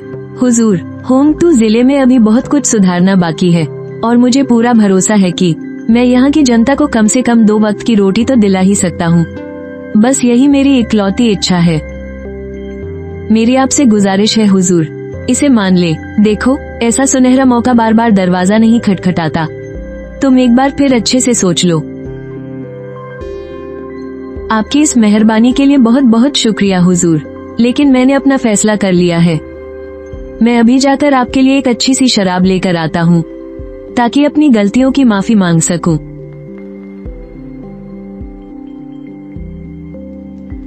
तुम्हें क्या लगता है ये जो झेंग कैसा इंसान है? एकदम चालाक लोमड़ी। हाँ, बिल्कुल सही कहा, एकदम सटीक जवाब। तो फिर मेरे बारे में क्या ख्याल है? तुम्हारी नजरों में मैं क्या हूँ? एक शिकारी। तुम्हारी आवाज और अंदाज एकदम शांत है, एक शिकारी की तरह। वाह, क्या बात है, एक शिकारी। हाँ, मैंने तुम्हें पहचानने में कोई गलती नहीं की। तुम सच में बहुत ही दिलचस्प इंसान हो। इस दुनिया में मुझे समझने वाले बहुत कम लोग हैं और तुम उनमें से एक हो। हाँ।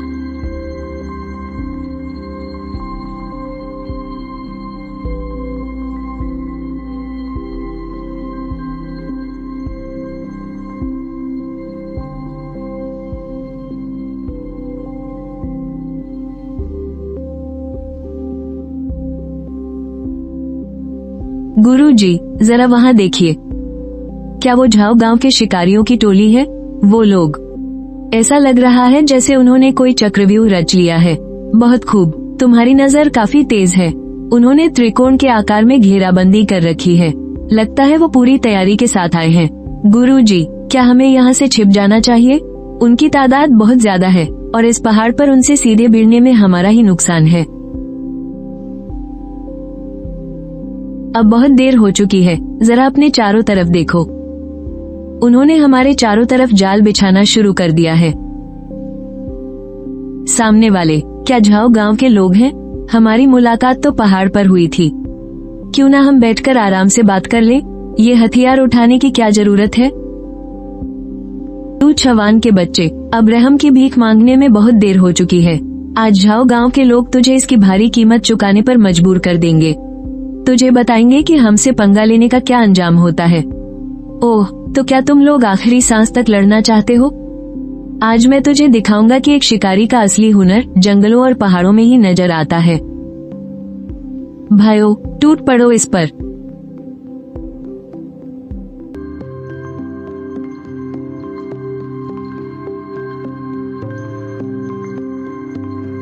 तेरी सच में हमारी जान लेने की हिम्मत कैसे हुई? ये इंसान की जान है, क्या सिर्फ तुम ही मुझे खत्म कर सकते हो? और मैं तुम्हें नहीं मार सकता? अभी भी वक्त है, पीछे हट जाओ, वरना तुम्हारा वो हाल करूंगा कि ना जीते बनेगा और ना मरते। तीर चलाओ, इसे तीरों से छलनी कर दो।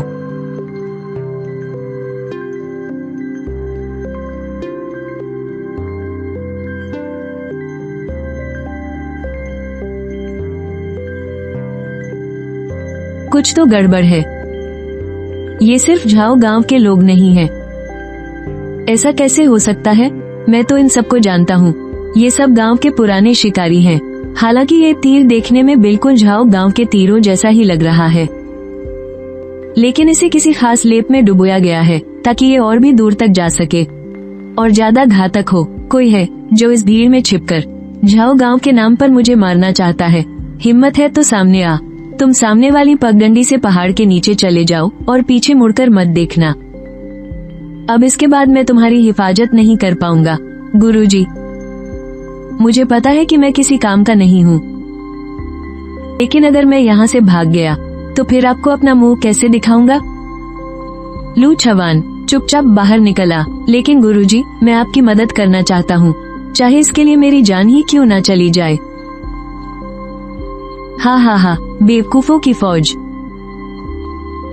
तुम्हारी इतनी औकात कि तुम मेरे गुरुजी को मार सको? इस वक्त ये बहादुरी दिखाने की क्या जरूरत है? ध्यान से देखो, तुम्हारे गुरुजी तुम्हें अपना एक खास करतब दिखाने वाले हैं।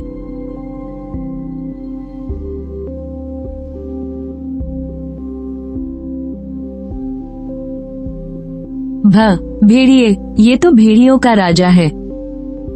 पक्का इस लाल रंग के पानी ने ही भेड़ियों को यहाँ खींचा है।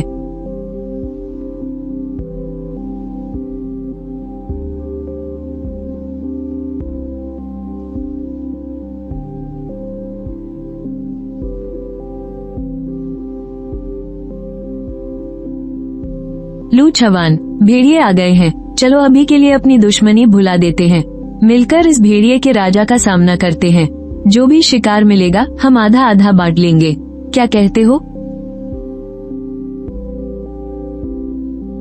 माफ करना, मुझे तुम्हारा ये सौदा मंजूर नहीं।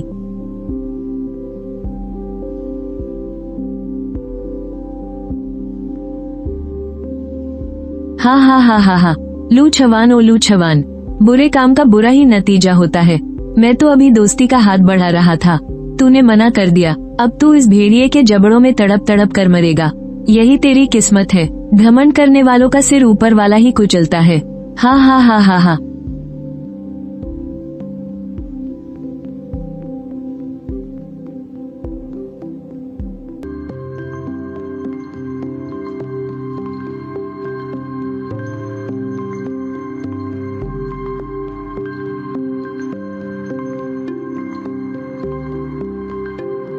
ये कैसे हो सकता है?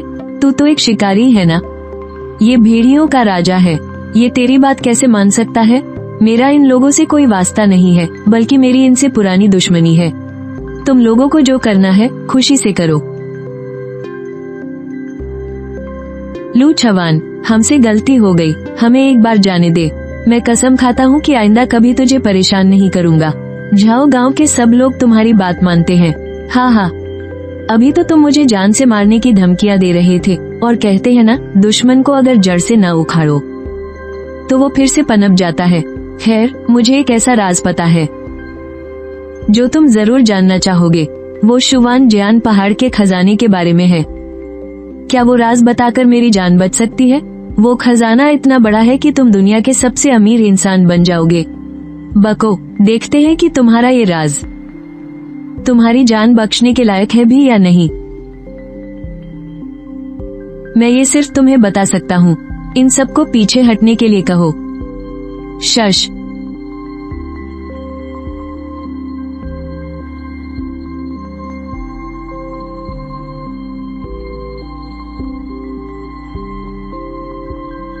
कमीने, मुझे पता था तू मुझे जिंदा नहीं छोड़ेगा। अब तू मरेगा मेरे हाथों। तुम, ये कैसे हो सकता है? सब एक साथ हमला करो।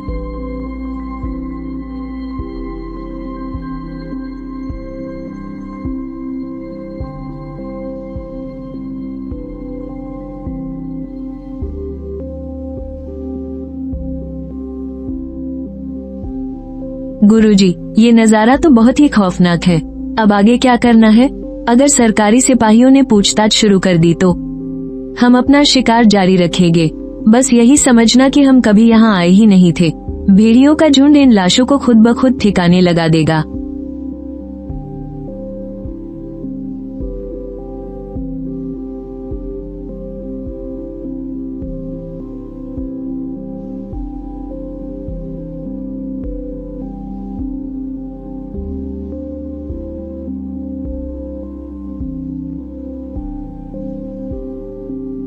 लूछवान, तुम्हारा बहुत बहुत शुक्रिया जो तुम मुझ जैसी बुढ़िया का इतना ख्याल रखते हो।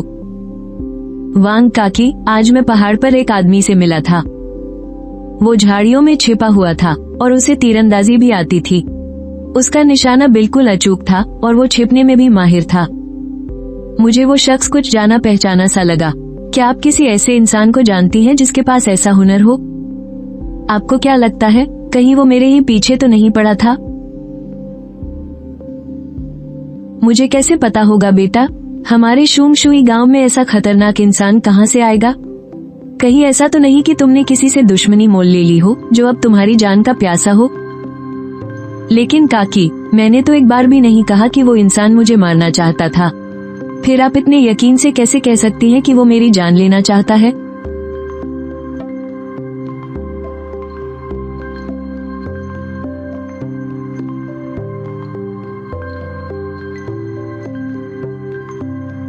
लूछवान, तुम्हारा बहुत बहुत शुक्रिया जो तुम मुझ जैसी बुढ़िया का इतना ख्याल रखते हो। वांग काकी, आज मैं पहाड़ पर एक आदमी से मिला था। वो झाड़ियों में छिपा हुआ था और उसे तीरंदाजी भी आती थी। उसका निशाना बिल्कुल अचूक था और वो छिपने में भी माहिर था। मुझे वो शख्स कुछ जाना पहचाना सा लगा। क्या आप किसी ऐसे इंसान को जानती हैं जिसके पास ऐसा हुनर हो? आपको क्या लगता है, कहीं वो मेरे ही पीछे तो नहीं पड़ा था? मुझे कैसे पता होगा बेटा? हमारे शुंगशुई गांव में ऐसा खतरनाक इंसान कहां से आएगा? कहीं ऐसा तो नहीं कि तुमने किसी से दुश्मनी मोल ले ली हो जो अब तुम्हारी जान का प्यासा हो? लेकिन काकी, मैंने तो एक बार भी नहीं कहा कि वो इंसान मुझे मारना चाहता था। फिर आप इतने यकीन से कैसे कह सकती हैं कि वो मेरी जान लेना चाहता है? तो क्या ऐसा हो सकता है कि वो इंसान कोई और नहीं बल्कि आप ही हो? हाँ हाँ हाँ हाँ, तुम मुझे कुछ ज्यादा ही समझ रहे हो। मुझ जैसी एक अधमरी बुढ़िया पहाड़ पर चढ़कर तुम्हारी जान लेने की कोशिश करेगी? ये तो कोई मजाक ही लगता है। क्या आप औरत का नाटक करते करते इतना रम गए हैं कि कभी कभी ये भी भूल जाते हैं कि असल में आप एक मर्द हैं? या फिर यूं कहूं कि आप ये भूल गए हैं कि आप एक हत्यारे हैं? तुम यहाँ कैसे? मैंने सुना था कि वांग काकी की तबीयत ठीक नहीं चल रही है, तो बस उनका हालचाल पूछने आ गया। लगता है आज उनकी हालत और भी ज्यादा खराब है। मेरी तो अब उम्र हो गई है, बुढ़ापे में बीमारी पहाड़ बनकर टूटती है, इतनी आसानी से कहाँ ठीक होती है। पिछली बार जब हम पहाड़ पर थे तब लू भैया ने मेरी जान बचाई थी। मैंने देखा कि आपके जूते बहुत पतले हैं, इसलिए आज शहर जाकर मैं कुछ सामान ले आई। मैं आपके लिए जूते बनाना चाहती थी लू भैया। बस मेरी कारीगरी का मजाक मत उड़ाइएगा। अगर इसने तुम्हारा मजाक उड़ाने की जुर्रत भी की ना, तो सबसे पहले मैं इसकी खबर लूंगा। तू पिछली बार जब से लौटी है तभी से तो इन जूतों के तलवे सिलने में लगी है। बिना नाप के बस अंदाजे से इसके पैरों के लिए जूते काटे हैं। ना जाने कितनी रातें बिना सोए गुजारी हैं तूने। अरे मैंने मजाक कहाँ उड़ाया। ये जूते तो देखने में ही बहुत मजबूत लग रहे हैं। चिंग चिंग ने इन्हें इतने प्यार से बनाया है, तुम्हें इन्हें पहनना ही पड़ेगा। बेटी तू जरा बाहर जा, मुझे तुम्हारे लू भैया से कुछ जरूरी बात करनी है। कुछ बातें हैं जो तेरे सामने नहीं कही जा सकती। दादा आप लू भैया को परेशान मत कीजिएगा, उन्होंने मेरी जान बचाई है। हर वक्त बस लू भैया लू भैया, दिन भर बस लू भैया का ही नाम रटती रहती है, पगली लड़की। जा अब जल्दी बाहर जा। तुमने सही अंदाजा लगाया था, आज पहाड़ पर तुम पर मैंने ही हमला किया था। कोई बात नहीं, आपका निशाना बहुत पक्का है। अगर आपने मुझ पर रहम ना खाया होता तो शायद अब तक मैं ऊपर पहुंच चुका होता। फिक्र मत करो, मेरा निशाना बिल्कुल पक्का है। तुम चिंग चिंग को अपने पास रखना चाहते हो तो जाहिर है मुझे तुम्हारी काबिलियत तो परखनी ही थी। आखिर तुम हो कौन? मैं बस एक आम इंसान हूँ और आगे भी रहना चाहता हूँ। मुझे बस एक सुकून की जिंदगी चाहिए। आम इंसान होना अच्छी बात है। इस दुनिया में सच में तुम्हारे जैसे और भी आम इंसानों की जरूरत है। मेरी बात ध्यान से सुनो, मैं ठीक 3 दिन बाद मरने वाला हूँ। जिंदगी और मौत के मामले में इतनी पक्की भविष्यवाणी करने की क्या जरूरत है? वैद्य जी ने भी तो अभी तक कोई जवाब नहीं दिया है। मैंने कहा ना कि मैं 3 दिन बाद मर जाऊंगा, तो इसका मतलब है कि मैं जिंदा नहीं बचूंगा। यही हम सबके लिए सबसे अच्छा अंजाम होगा। इस पगली का पूरा ध्यान अब बस तुम पर ही लगा रहता है। पता नहीं उसे तुम में ऐसा क्या खास दिख गया है। मतलब मौत का नाटक करके चकमा देना चाहते हैं?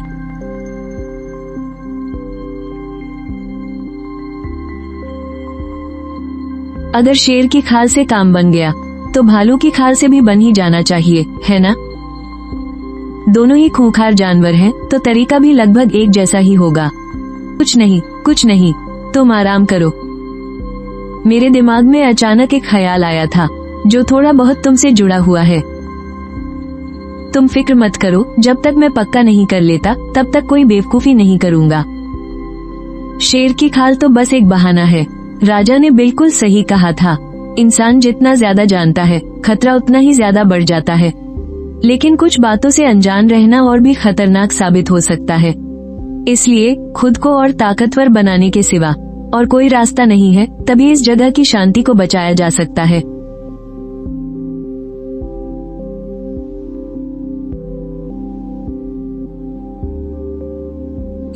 ये तो शेर के पंजों के निशान हैं। निशान जितने गहरे हैं उससे लगता है कि इसका वजन कम से कम 200 किलो से तो ज्यादा ही होगा। उम्मीद है कि वो अभी भी इसी इलाके में कहीं आसपास ही होगा।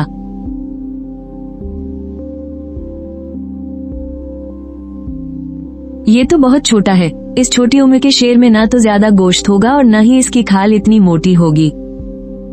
मुझे तो एक पूरा जवान और खूंखार शेर चाहिए।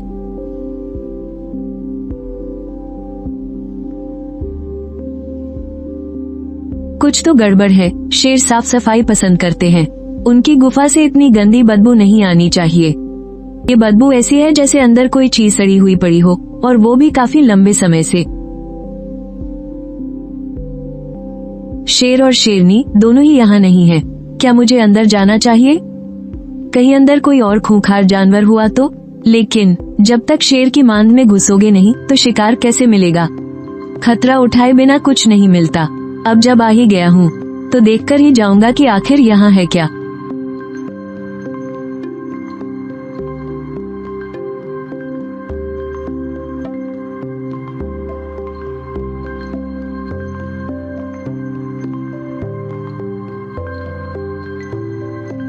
हालत देखकर तो यही लग रहा है कि लौटते वक्त इसमें जान बाकी थी।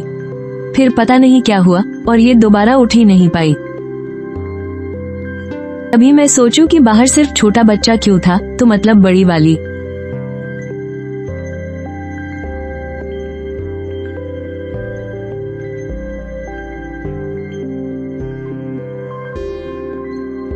छोटे मियाँ, अब रोना बंद करो। मैं इसे यहाँ से हटा देता हूँ ताकि मुर्दाखोर जानवरों को इसकी भनक न लगे और तुम्हारी जान को खतरा न हो, वरना तुम्हारे लिए मुसीबत खड़ी हो जाएगी।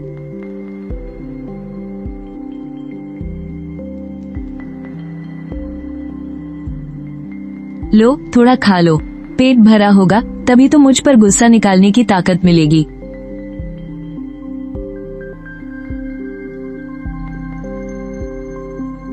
इधर आओ। अभी तुम बहुत छोटे हो, ठीक से बड़े भी नहीं हुए हो। अच्छे से खाओ पियो और बड़े हो जाओ। जब तुम अपने माँ बाप जितने बड़े हो जाओगे तो इस जंगल पर तुम्हारा ही राज होगा, फिर कोई तुम्हें परेशान करने की हिम्मत नहीं करेगा।